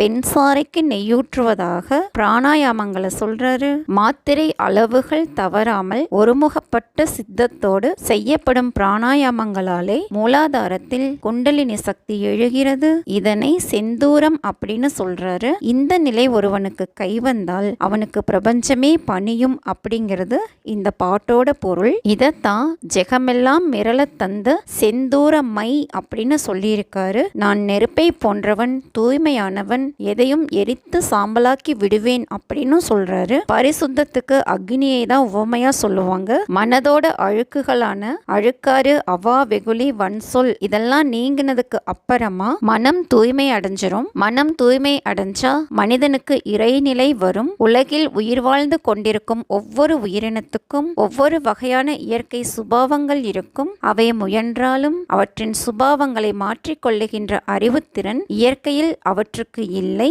ஆனா மனிதனுக்கு மட்டுமே தன்னிடம் உள்ள குணங்களை தனது அறிவுத்திறனால் உயர்த்தி கொள்ளவோ தாழ்த்தி கொள்ளவோ முடியும். மனிதன் தன்னிடமுள்ள கீழ்மையான குணங்களை மாற்றிக்கொண்டு மனித இயல்புகளோடாவது வாழ முயற்சி செய்யணும். அப்படி முயற்சி பண்ணனா மனித இயல்புகளுக்கு மேல் தேவ இயல்புகளை கொண்ட தேவ புருஷனாக கூட வாழ முடியும். அதனால பிராணாயாமங்கள் மனிதனுக்கு மன தூய்மையையும் மேன்மையையும் தரும் அப்படின்னு இந்த பாடல் மூலமா சொல்லி இருக்காரு. கள்ளர் பயம் எனக்கு கால் தூக்க கூடுதில்லை, பிள்ளை அழுது நின்றால் பெற்றவர்க்கு பாரமடி, பிள்ளை அழுவாமல் பெற்ற மனம் நோகாமல், கள்ளர் பயமெனக்கே என் கண்ணம்மா கடிதினிலே தீராதோ. இதுதாங்க அந்த பாடல். திருடர் பயத்தால் வெளியே செல்ல காலெடுத்து வைக்க அஞ்சி தடுமாறுகிறேன். இதன் நிமித்தம் நான் அழுதால் தாய்க்கு பாரமாக இருக்கும். நானும் அழாமல் தாய் மனமும் நோகாமல் திருடர் பயம் அகலாதா அப்படிங்கிறது மேலோட்டமான பொருள். இதனோட உட்பொருள் விளக்கம் பார்க்கலாமா? லௌகீக இச்சைகளின் வழியா செல்லக்கூடிய புலன்களை கள்ளர் அப்படின்னு சொல்றாரு. அதனால் உலகத்தில் வாழ அஞ்சுகிறார். இதை கால் தூக்க கூடுதில்லை அப்படின்னு சொல்லியிருக்காரு. பிள்ளை அப்படின்னு உடம்பையும் பெற்றவள் அப்படின்னு உடம்புக்குள்ளே இருக்கிற ஆத்மாவையும் சொல்றாரு. ஆசாபாசங்கள்ல மூழ்கி புலன்கள் வயப்பட்டு கர்ம வினைகளை உடம்பானது சேர்த்து கொள்கின்ற போது அந்த வினை தாக்கங்கள் ஆன்மாவை சார்ந்து ஆன்மாவை கலங்கப்படுத்துகின்றன. அது விளங்க பிள்ளை அழுது நின்றால் பெற்றவர்க்கு பாரமடி அப்படின்னு சொல்லியிருக்காரு. புலன்கள் தீய காரியங்களை செய்யாமல் ஆத்மாவையும் களங்கம் சாராமல் ஆசாபாசங்களை பற்றிய அச்சம், அதாவது ஆசாபாசங்கள் அகலக்கூடாதா அப்படின்னு சொல்லியிருக்காரு. இதைத்தாங்க பிள்ளை அழுவாமல் பெற்ற மனம் நோகாமல் கள்ளர் பயமெனக்கே கடிதினிலே தீராதோ அப்படின்னு தன்னுடைய ஏக்கத்தை சொல்றாரு. திருடன் மனிதனுக்கு வெளியே இல்லைங்க, அவனோடு இசைந்து இயங்கும் 5 புலன்கள் தான் கொடிய திருடர்கள். புலன்களாகிய திருடர்கள் மனிதனை எளிதாக ஆசை வயப்படுத்தி கர்மங்களை சேர்த்திடுவாங்க. வெளியே இருக்கும் திருடர்களால் திருடு நடந்தால் மனிதனின் கைப்பொருள் தான் களவாக போகும். ஆனால் புலன்களால் கவரப்பட்டு மனிதன் தீங்கு செய்கின்ற போது தனக்கும் பிறருக்கும் பெரும் பழியை உண்டாக்கி விடுகிறான். புலன்கள் தீங்கை செய்ய தூண்டினாலும் உடம்பே தீங்கை செய்தாலும் அத்தீங்குகள் ஆத்மாவை சார்ந்து அசூயைப்படுத்துவதை கள்ளர் பயத்தால் நடுங்குவதாக சொல்லியிருக்காரு. ஞானிகள் மனிதனுடைய புலன்களையும் மனதையும் வெகு தீங்கான தன்மை உடையனவாகவே எண்ணுகிறார்கள். இதன் காரணம் புலன்களும் மனமும் வெகு எளிதாக ஆசை என்ற வலைக்குள் விழுந்து மனிதனை பாவியாக்கிவிடும் என்பது ஞானிகளின் தெளிந்த முடிவு. அதனாலதான் புலன்களையும் மனதையும் நெறிப்படுத்தி தூய்மையில் நிர்வகிக்க செய்யுமாறு எங்கெல்லாம் வற்புறுத்தி கேட்டுக்கொள்ள முடியுமோ அங்கெல்லாம் புலன் தூய்மையையும் மன தூய்மையையும் வற்புறுத்துறாங்க.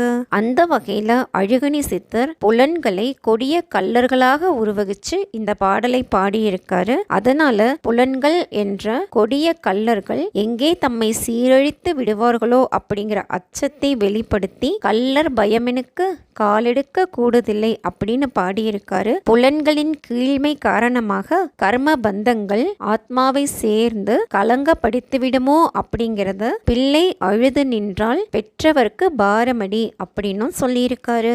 பட்டணத்தை ஆளுகின்ற பஞ்சவர்கள் ராஜாக்கள் விட்டு பிரியாமல் வீரியங்கள் தாம் பேசி விட்டு பிரிந்து அவரே வேறுபடும் காலம் பட்டணமும் தான் பறிபோய் என் கண்ணம்மா படை மன்னர் போனதென்ன. இதுதாங்க அந்த பாடல். ஒரு பட்டணத்தை 5 அரசர்கள் ஆட்சி செய்யறாங்க.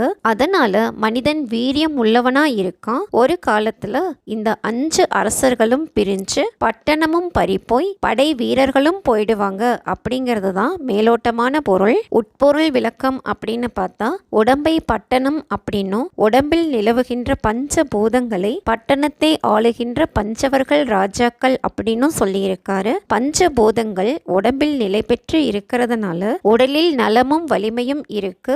மனிதன் உடம்பின் திமிரால் தன்னால் தான் எல்லாம் நடக்குது அப்படின்னு வீரியம் பேசுறான். இது விலங்கு விட்டு பிரியாமல் வீரியங்கள் தாம் பேசி அப்படின்னு சொல்லியிருக்காரு. அந்த பஞ்ச பூதங்களை மரணத்துக்கு அப்புறமா உடம்ப விட்டு பிரிஞ்சு போயிடும். இதைத்தான் விட்டு பிரிந்து அவரே வேறுபடும் காலம் அப்படின்னு சொல்லியிருக்காரு. அந்த சமயத்துல உடம்பு எரிஞ்சு போயிடும். அது வரைக்கும் உடம்பில் பிரியாமல் இருந்து வலிமை தந்த பஞ்ச பூதங்களும் பிரிஞ்சு போயிடும். இதை பட்டணமும் தான் பறிபோய் படைமன்னர் போனதென்ன அப்படின்னு சொல்லியிருக்காரு. இங்க படைமன்னர் அப்படிங்கிறது 5 புலன்கள் தாங்க. மரணத்துக்கு பிறகு மனிதனின் எல்லா சௌகரியங்களும் முடிந்து உடம்பு சாம்பலாகி விடும் அப்படிங்கறத தான் இந்த பாடல்ல சொல்லியிருக்காரு. ஆகா புலையனடி அஞ்ஞானம் தான் பேசி சாகாத காலறியேன் தன்னறிவு தானறியேன் வேகா தலையறியேன் விதிமோசமானேண்டி நோகாமல் நொந்தல்லோ என் கண்ணம்மா நொடியில் மெழுகானேண்டி. இதுதாங்க அந்த பாடல். ஒன்றுக்கும் உதவாத கீழ்மகன் நான், அஞ்ஞானம் பேசுபவன், தன்னை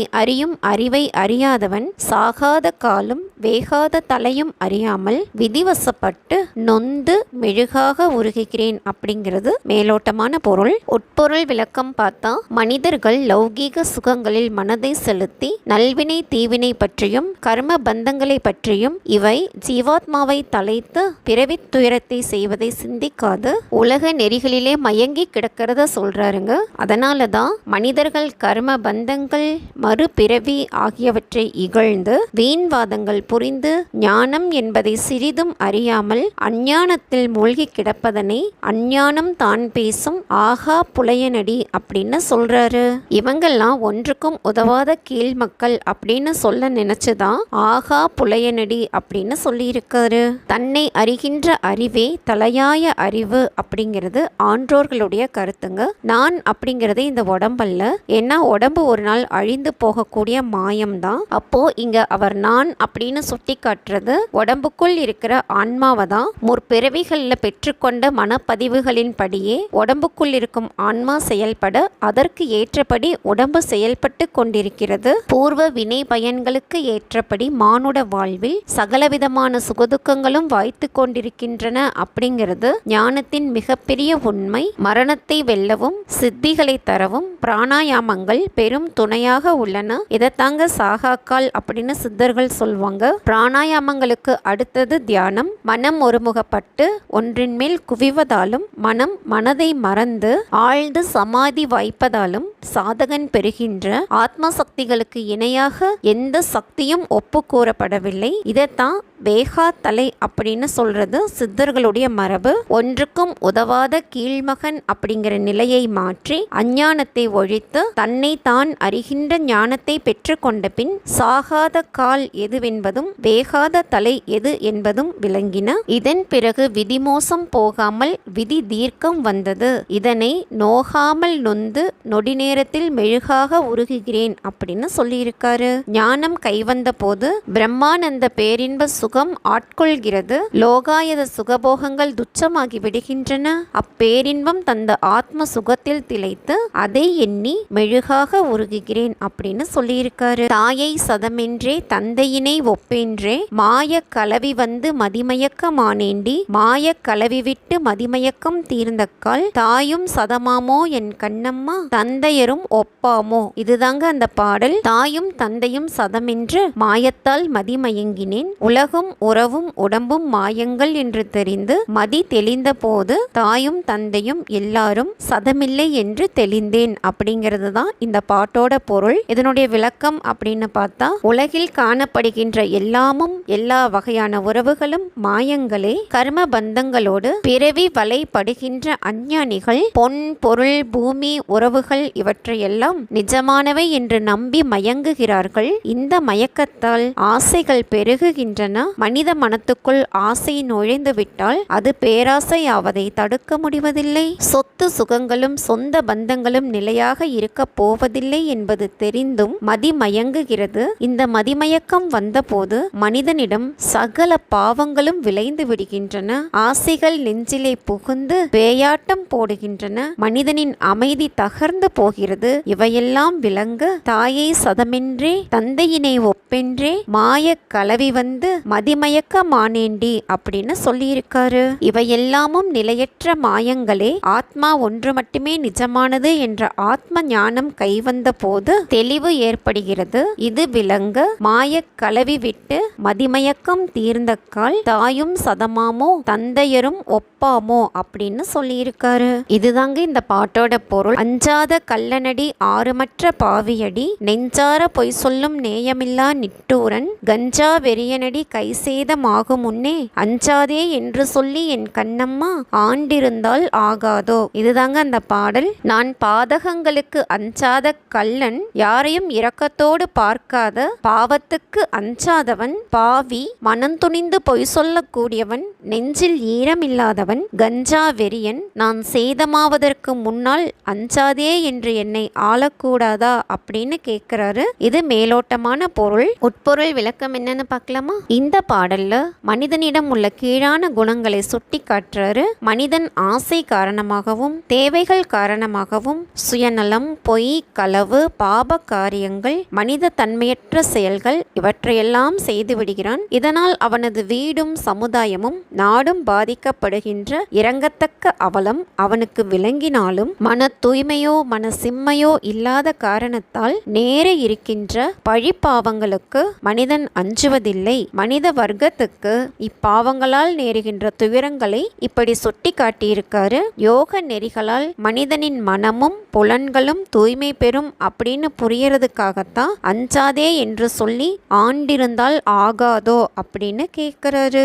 இந்த ஆண்டிருந்தால் அப்படிங்கிற வார்த்தைக்கு பொருள் ஆழம் இருக்க, மனிதனை தீய நெறிகளிலிருந்து மீட்டு அவனை நல்ல இயல்புகள் உடையவனாக மாற்றுகின்ற ஆற்றல் யோக நெறிகளுக்கு மட்டுமே உண்டு அப்படிங்கிறத இதுல தெளிவா சொல்லி இருக்காருங்க. அதே சமயம் யோகி எதற்கும் எதற்கும் அஞ்சாமல் காடுகளிலும் மலை குகைகளிலும் தனித்து யோக சாதகம் செய்கிறாரு. சொந்த பந்தங்களும் பற்று பாசங்களும் மாயைகள் அப்படின்னு வெறுத்து ஒதுக்கி ஞானத்திலே கண்ணாக வாழ்கிறார். ஆகவே அஞ்சாத கள்ளனடி ஆறுமற்ற பாவியடி அப்படின்னு சொல்லியிருக்காரு. உலகமும் உலகில் உள்ள பொருள்களும் சொந்த பந்தங்களான உறவுகளும் நட்பும் கண்கூடாக தெரிகின்ற போதே அவையெல்லாம் நிலையற்றவை என்ற காரணத்தால் இருப்பதே இல்லையென்று சொல்றதுனால நெஞ்சார பொய் சொல்லும் நேயமில்லா நிட்டூரன் அப்படின்னு சொல்லியிருக்காரு. புலன்களின் இயக்கங்களை கடந்து மனதின் அலைகளை ஒடுக்கி மனதையும் கடந்து தியானத்தில் மயங்கி திளைப்பதால் கஞ்சா வெறியன் அப்படின்னு சொல்றாரு. இவ்வளவு கடைபிடியோடு யோகத்தை பழகி வந்தாலும் மரணம் வருவதற்கு முன்னால் தன் சாதகங்கள் பயனளித்து முக்தி கிட்டாதா அப்படின்னு கலங்கறாரு. ஆகவே கைசேதம் ஆகும் முன்னே அஞ்சாதே என்று சொல்லி ஆண்டிருந்தால் ஆகாதோ அப்படின்னு கேட்கிறாரு. மனிதன் இன்பத்தை விரும்பி வாழ்கிறான். இந்த இன்பம் சிற்றின்பம் பேரின்பம் என்று வகை செய்யப்படுகிறது. சிற்றின்பம் உலகில் சுகபோகங்களை பற்றியது. இதனால் அமைதியோ நிறைவோ அடைந்தவன் எவனும் இல்லை. முடிவில்லாமல் மாயைக்குள் இழுத்து செல்வதுதான் இதனுடைய இயல்பு. பேரின்பமோ இறுதியானது, ஜீவனுக்கு சாந்தியை தரக்கூடியது. ஆகவே அழுகணி சித்தர் கைசேதம் ஆகும் முன்னே என்னை ஆள வேண்டும் அப்படின்னு நெகிழ்ந்து புலம்பியிருக்காரு. இதுதாங்க இந்த பாட்டோட பொருள். உன்னை மறந்தல்லோ உளுத்த மரமானேன், தன்னை மறந்தார்க்கு தாய் தந்தை இல்லையடி, தன்னை மறந்திருந்து தாயாரும் நீயானால், உன்னை மறக்காமல் என் கண்ணம்மா ஒத்திருந்து வாழேனோ. இதுதாங்க அந்த பாடல். இதற்கான பொருள் என்ன அப்படின்னா, உன்னை மறந்து உபயோகம் இல்லாமல் போனேன், தன்னை மறந்தவனுக்கு தாயும் இல்லை தந்தையும் இல்லை, அப்படி மறந்த போதும் நீ தாயானால் உன்னை மறவாமல் உன்னோடு வாழ மாட்டேனா அப்படிங்கிறது மேலோட்டமான பொருள். இன்னும் கொஞ்சம் டெப்தா பார்த்தா, நான் என்ற ஆத்மாவை அறியாமல் மனிதன் எல்லாம் அறிந்தவன் போல் பேசி வீணாகிறான். தான் என்று தன்னுடைய ஆன்மாவை அறிவதே தன்னை அறிகின்ற ஆறாவது அறிவு என்பதை மனிதன் உணர தவறிவிட்டான். இந்த ஆன்ம ஞானம் மனிதனுக்கு யோக நெறிகளால் கிடைக்கிறது. யோக நெறி செல்லாதவனுக்கு உடம்பை கூட காக்க முடியாது. மனிதன் உடம்பு, உயிர், மனம் ஆகிய மூன்றினாலும் வாழ்ந்து கொண்டு இருக்கிறான். இவை மூன்றில் எது சலித்தாலும் மனித நிம்மதி சலித்து போகும். ஆகவே மனிதன் தனது உடம்பு, உயிர், மனம் ஆகிய மூன்றையும் கவனமாக காக்க வேண்டியவனாகிறான். இதை மனதில் கொண்டு தன்னை காத்து கொள்ள வேண்டும் என்ற கருத்து புலப்படுமாறு உன்னை மறந்தல்லோ உளுத்த மரமானேன் அப்படின்னு சொல்லி இருக்காரு. உன்னை மறந்து அப்படிங்கிற வார்த்தை யோக நெறியை மறந்து அப்படிங்கிற அர்த்தத்துல சொல்லப்பட்டிருக்கு. யோக நெறியால் மனிதன் தன்னை அறியும் அறிவை அறிகிறான். தன்னைத்தான் அறிகின்ற அறிவை அறிந்து கொண்ட போது அவன் தன்னை மறந்து தன்னில் மூழ்கி தன்னையே தான் அர்ச்சித்து கிடக்கிறான். உடம்பின் நினைவுகள் அகன்று போன போது உடம்பின் உறவுகள் இல்லை. தன்னை மறந்து ஆழ்ந்த சமாதியில் இருப்பவனுக்கு தாயும் இல்லை தந்தையும் இல்லை.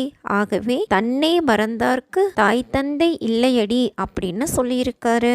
ஞானி தன்னை மறந்தாலும் தன்னுடைய தவ நிலையில்தான் இருக்கிறான். அப்போது அவனுக்கு தவமே தாய் ஆகிறது. இது விளங்க தன்னையே மறந்திருந்து தாயாரும் நீயானால் அப்படின்னு சொல்றாரு. தானும் தவமும் வேறு வேறாக இல்லாத போது தானே தவமாகிறது, தவமே தானாகிறது. தன்னை மறந்த தனித்த நிலை அந்த தவநிலை. இந்த நிலையில் நான் என்ற உணர்வில்லை. நான் என்பது போன பின்னே அங்கே அகங்காரங்கள் இல்லை, புலன்களும் புலன் இயக்கங்களும் இல்லை. அந்த கரணங்களோடு கண்மேந்திரியங்களும் ஞானேந்திரியங்களும் செயல் மறக்க யோகி தூங்காமல் தூங்குகிறான். இந்த தவநிலையில் தனித்திருக்க நேர்கின்ற இன்பமே பேரின்பம். இதுவே பிரம்மானந்தம். ஆகவே உன்னை மறக்காமல் ஒத்திருந்து வாழ்வேனோ அப்படின்னு சொல்லியிருக்காரு. இதுதாங்க இந்த பாட்டோட பொருள். காய பதிதனிலே கந்த மூலம் வாங்கி மாய பனி பூண்டு வாழும் சரக்கெடுத்தே ஆயத் துறைதனிலே ஆராய்ந்து பார்க்கும் முன்னே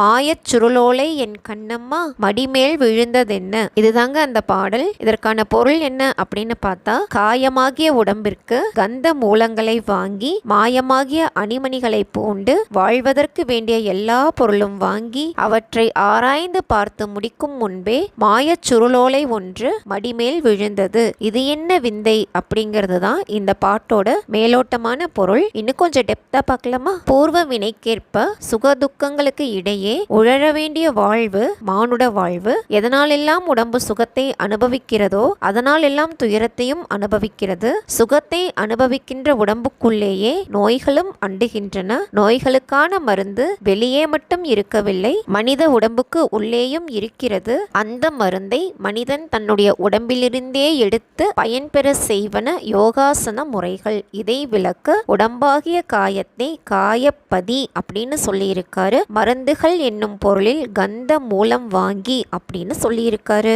யோகாசன முறைகளால் நோய் நொடிகள் மனிதனை அண்டுவதில்லை. முதுமையும் நரை திரையும் தடுக்கப்பட்டு இளமை பொலிவு உண்டாகின்றது. இதத்தான் மாய பனி பூண்டு அப்படின்னு சொல்லியிருக்காருங்க. வெளிப்படையாக உண்ணாத மருந்தும் வெளிப்படையாக தெரியாத முதுமையை தடுக்கும் கவசமும் யோகாசனங்கள்.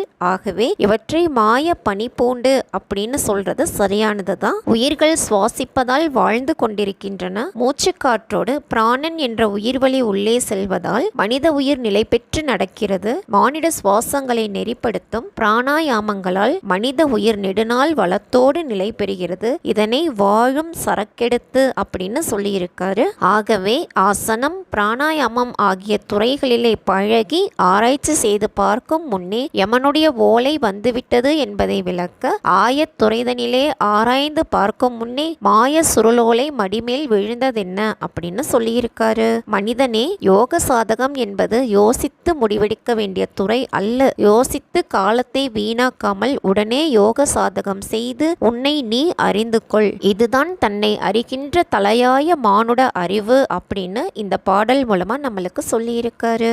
சித்திரங்கள் கூடி சிலையை எழுதி வைத்து உத்திரத்தை காட்டாமல் ஊரம் பலமானேன். சித்திரத்தை காட்டியல்லோ ஊரம் பலமானால் சித்திரமும் மாறாதோ என் கண்ணம்மா, சிலையும் குலையாதோ. இதுதாங்க அந்த பாடல். இதற்கான பொருள் என்ன அப்படின்னா, சித்திரங்கள் கூடி சிலையை எழுதின, உத்திரத்தை வெளியே காட்டாமல் ஊரில் அம்பலமாக நடமாடினேன். உத்திரத்தை ஊரிலே காட்டி அம்பலமானால் சித்திரம் மாறி சிலை குலைந்து போகாதா. இது மேலோட்டமான பொருள். இதனுடைய உட்பொருள் என்ன அப்படின்னா, கணவனும் மனைவியும் கலவியில் கூடினார்கள். கரு என்ற சிலையை எழுதினர். சிலையை செதுக்கத்தான் முடியும், எழுத முடியாது. இந்த சிலை பூர்வ வினை என்ற சிலை. பூர்வ வினைப்படி ஒரு கரு உருவாயிற்று என்பதை சித்திரங்கள் கூடி சிலையை எழுதி வைத்து அப்படின்னு சொல்லியிருக்காரு. கருவிலே இருந்தது சிசுவாக பிறந்தது. உடம்புக்குள்ளே இருக்கும் ஆத்மாவை உத்திரம் அப்படின்னு சொல்லியிருக்காரு. அதாவது உள் பிளஸ் திறம் உத்திரம். உள் அப்படின்னா உள்ளே, திறம் அப்படின்னா உறுதி நிலவரம். உடம்புக்குள்ளே இருக்கும் உத்திரமான ஆன்மா பூர்வ வினைகளை சுமந்து ஒரு கருவுக்குள்ளே உடல் தாங்கி வளர்ந்து சிசுவாக பிறக்கிறது. பிறந்து வளர்ந்த பின் உடம்புக்குள்ளே இருக்கும் ஆத்மாவை வெளியே காட்டாமல் ஊருக்குள் ஊனுடம்பால் திரிந்து நடமாடி வாழ்கிறது. இதை ஊரம் பலமானேன் அப்படின்னு சொல்லியிருக்காரு. உத்திரத்தை அதாவது ஆன்மாவை காட்டுகின்ற ஊர் ஒன்று உண்டு. அது மோட்ச பூமி. ஊரம்பலம் என்ற சொல்லால் மோட்ச பூமியை குறிப்பிடுகிறார். அங்கே உடம்பு அழிந்த பிறகு நுண்ணுடம்பாகிய உத்திரம் என்று சொல்லக்கூடிய ஆன்மா மட்டுமே செல்ல முடியும். இதே உத்திரத்தை காட்டி ஊரம் பலமானால் அப்படின்னு சொல்லியிருக்காரு. ஞான சாதகத்தால் வினை பதிவுகளை தொலைத்து கொண்டு ஆத்மா முக்தியை அடைவதை சித்திரமும் மாறாதோ சிலையும் குலையாதோ அப்படின்னு சொல்லியிருக்காரு. சித்திரம் என்ற உடம்பும் வினை பதிவுகளும் பிறவியும் அருந்து போகிறது. அப்போது விதி என்ற சிலை குலைந்து போகிறது அப்படிங்கிறது தாங்க இதனுடைய விளக்கம். இன்னும் கொஞ்சம் விளக்கமா பார்த்தா, வாடகை வீட்டில் குடியிருந்தவன் வீட்டை மாற்றி வேறு வீட்டுக்கு குடி போகின்ற போது பழைய வீட்டில் தான் கையாண்ட உடைமைகளை எல்லாம் புதிய வீட்டிலே கொண்டு போய் சேர்க்கிறான். இப்படி மனிதன் ஒரு பிறவியில் தேடிக்கொண்ட கர்ம பந்தங்களாகிய வினை பதிவுகளை எல்லாம் இன்னொரு பிறவிக்கு கொண்டு செல்கிறான். உடம்பும் ஒரு வாடகை வீடுதான். வாடகை அதித்தொகையானால் அதற்கேற்ற நல்ல வசதிகளோடு கூடிய வீடு கிடைக்கிறது. தாழ்ந்த வாடகையானால் குடிசை வீடு கிடைக்கிறது. வசதிகள் இருக்க மாட்டா. இதே போல நல்வினைகளும் புண்ணியங்களும் இருப்பானால் நல்ல சுக தேகமும் சுக வாழ்வும் கிடைக்கும். தாழ்ந்த பாவங்கள் இருப்பானால் மனிதனுக்கு வதைப்படுகின்ற வாழ்வு கிடைக்கிறது. அழுகணி சித்தர் உயர்வும் தாழ்வும் வேண்டாம், ஜீவன் விடுதலை வேண்டும் அப்படின்னு சொல்லியிருக்காரு. அதனால சித்திரமும் வேண்டாம், சிலையும் வேண்டாம், உத்திரம் ஓங்கி தூய்மை பெற்று ஊரம்பலமாகிய முக்தி வேண்டும் அப்படின்னு சொல்லியிருக்காரு. இதுதாங்க இதுதாங்க இந்த பாட்டோட பொருள். புல்லர் இடத்திற் போய் பொருள் தனக்கு கையேந்தி பல்லை மிக காட்டி பறக்க விழிக்கிறண்டி பல்லை மிக காட்டாமல் பறக்க விழிக்காமல் புல்லரிடம் போகாமல் என் கண்ணம்மா பொருள் எனக்கு தாராயோ. இதுதாங்க அந்த பாடல். இதற்கான பொருள் என்ன அப்படின்னா, அற்பர்களிடம் போய் பல்லை காட்டி குழைந்து பொருளுக்கு கையேந்தி நிற்கிறேன், அவ்வாறு அற்பர்களிடம் போக வேண்டாத பொருளை எனக்கு தரமாட்டாயா அப்படிங்கிறது மேலோட்டமான பொருள். இதனுடைய உட்பொருள் விளக்கம் என்ன அப்படின்னா, புலன்கள் சுகம் தருவதாக மனிதன் நினைக்கிறான். புலன் இச்சைகளில் மனதை வைத்து அழிந்து போவதாகிய சுகங்களை விரும்பி நிலையான ஆத்ம சுகத்தை மறந்து மோசம் போகிறான். இது விளங்கணும் அப்படிங்கிறதுக்காக தான் புல்லர் இடத்தில் போய் பொருள் தனக்கு கையேந்தி பல்லை மிக காட்டி பறக்க விழிக்கிறேன் அப்படின்னு சொல்றாரு. புல்லர் அப்படின்னு இங்கு புலன்களை தாங்க சொல்லியிருக்காரு. அப்படிப்பட்ட புலன் இச்சைகளில் மயங்காமல் புலன்களை வென்று அழியாத பொருளாகிய ஞானத்தை தரமாட்டாயா அப்படின்னு பொருள் விளங்கும்படியா புல்லரிடம் போகாமல் பொருள் எனக்கு தாராயோ அப்படின்னு கேட்டிருக்காரு. இதுதாங்க இந்த பாடலுடைய பொருள். வெட்டுண்ட சக்கரத்தால் வேண தனமளித்த குட்டுண்டு நின்றேண்டி கோடி மனு முன்னாலே குட்டுண்டு நில்லாமல் கோடி மனு முன்னாக வெட்டுண்டு பிணி நீக்கி என் கண்ணம்மா விழித்து வெளி காட்டாயோ. இதுதாங்க அந்த பாடல். இதற்கான பொருள் என்ன அப்படின்னா, வெட்டுப்பட்ட சக்கரத்தால் ஏராளமான பொருள் செலவாகி குட்டுப்பட்டு கோடி மனு காலங்களாக வாழ்ந்து வருகிறேன். வெட்டுப்பட்ட சக்கரத்தால் விளையும் பிணியை நீக்கி இப்படி கோடி மனு காலங்களாக குட்டுப்பட்டு நிற்காமல் கண் பார்த்து அருள மாட்டாயா அப்படிங்கிறது மேலோட்டமான பொருள். உட்பொருள் விளக்கம் பார்க்கலாமா? இங்க வெட்டுண்ட சக்கரம் அப்படிங்கிறது பெண் உறுப்பு. வெட்டுண்ட சக்கரம் பெண் உறுப்பு அப்படின்னும், வெட்டாத சக்கரம் ஆக்ஞா கமலம் அப்படிங்கிறதும் சித்தர்களுடைய பரிபாஷை. பெண் ஆசையில் மயங்கி மானுட வாழ்வில் மனைவி, மக்கள், சுற்றம், சொந்தம், நட்பு, ஆபரணங்கள், காணி, வீடு, தானியங்கள் அப்படின்னு வாழ்ந்து மரித்து பூர்வ வினைக்கு ஏற்ப மீண்டும் பிறந்து வாழ்ந்து கோடி மனு காலங்களாக குட்டுப்பட்டது போதும் அப்படின்னு புரியும்படியா வெட்டுண்ட சக்கரத்தால் வேண தனமளித்து குட்டுண்டு நின்றேண்டி கோடி மனு முன்னாலே அப்படின்னு சொல்லியிருக்காரு. இப்படி பிறந்தும் இறந்தும் இறந்தும் பிறந்தும் முடிவே இல்லாத சங்கிலி தொடர் போல பிறவிகள் பெருகிக் கொண்டிருக்கும் துயரம் போதும், இனி பிறவாத வழி இருந்தால் அது வேண்டும் என்ற வேட்கை ஜீவாத்மனுக்கு எழுகிறது. ஞான தேசிகனை தேடி அடைந்து ஞானம் பெற்று ஆன்ம விடுதலை அடைய எண்ணுகிறான் என்பது விளங்க வெட்டுண்டு பிணி நீக்கி விழித்து வெளி காட்டாயோ அப்படின்னு சொல்லியிருக்காரு. இன்னும் கொஞ்சம் விளக்கமா பார்த்தா, ஜீவாத்மா எடுக்கின்ற பிறவிகளுக்கு கணக்கே இல்லை. ஒவ்வொரு பிறவியிலும் பூர்வ வினை பயன்களை தொடர்ந்து நுகர வேண்டி ஜனனம் எடுத்தபடியே இருக்கிறான். இப்படி எண்ணற்ற கோடி பிறவிகள் வாய்க்கின்றன என்பதை குட்டுண்டு நின்றேன் கோடி மனு முன்னாலே அப்படின்னு சொல்றாருங்க. சிருஷ்டியின் ஆரம்பத்தில் உயிர்கள் வளர்ந்து மானுடம் தோன்றி அறிவு பெற்ற பிறகு மானுட இனம் உய்வடைய வேண்டி அவர்களுக்கு உபதேசங்களை சொல்பவர் மனு. மனு என்ற சொல்லுக்கு பரந்த அர்த்தம் இருக்கு. ஒரு மண்வந்திரத்துக்கு ஒரு முறை மனு அவதரிக்கிறார். ஒரு மண்வந்திரம் அப்படிங்கிறது 43,20,000 வருஷங்கள் கொண்டது. அதாவது 43,20,000 வருஷங்களுக்கு ஒரு முறை ஒரு மனு அவதரிக்கிறார் அப்படின்னு சொல்லி இருக்காருங்க. அப்போது தோன்றுகின்ற மனுவானவர் மக்களின் அஞ்ஞானத்தை அகற்றுகின்ற உபாயமான ஞான சாதகத்தை பிழையில்லாமல் போதிக்கிறார் அப்படிங்கிறது ஐதீகம். உலகம் தோன்றி இதுவரை 6 மண்வந்திரங்கள் கடந்துவிட்டன. இப்போது நடப்பது 7வது மண்வந்திரமாகும்.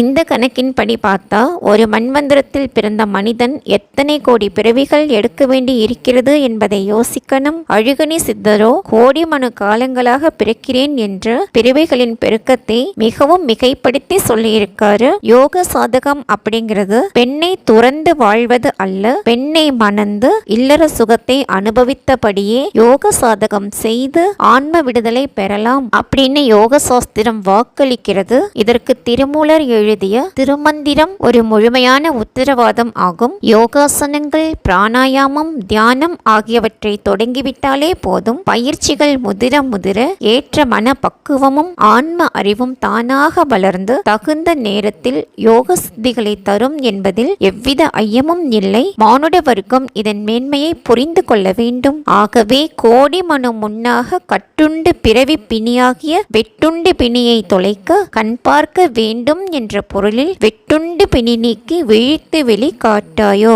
அப்படின்னு சொல்லியிருக்காரு. இந்த பிறவி தொல்லைக்கு காரணமே ஜீவாத்மனின் கர்ம பந்தங்கள் தான். கர்ம பந்தங்கள் தொலைந்தால் அப்போதே முக்தி கிடைக்கும். முக்தி என்ற இறுதி புள்ளியை நோக்கி செல்வதே ஜீவனின் குறிக்கோள் அப்படின்னு சொல்லியிருக்காரு.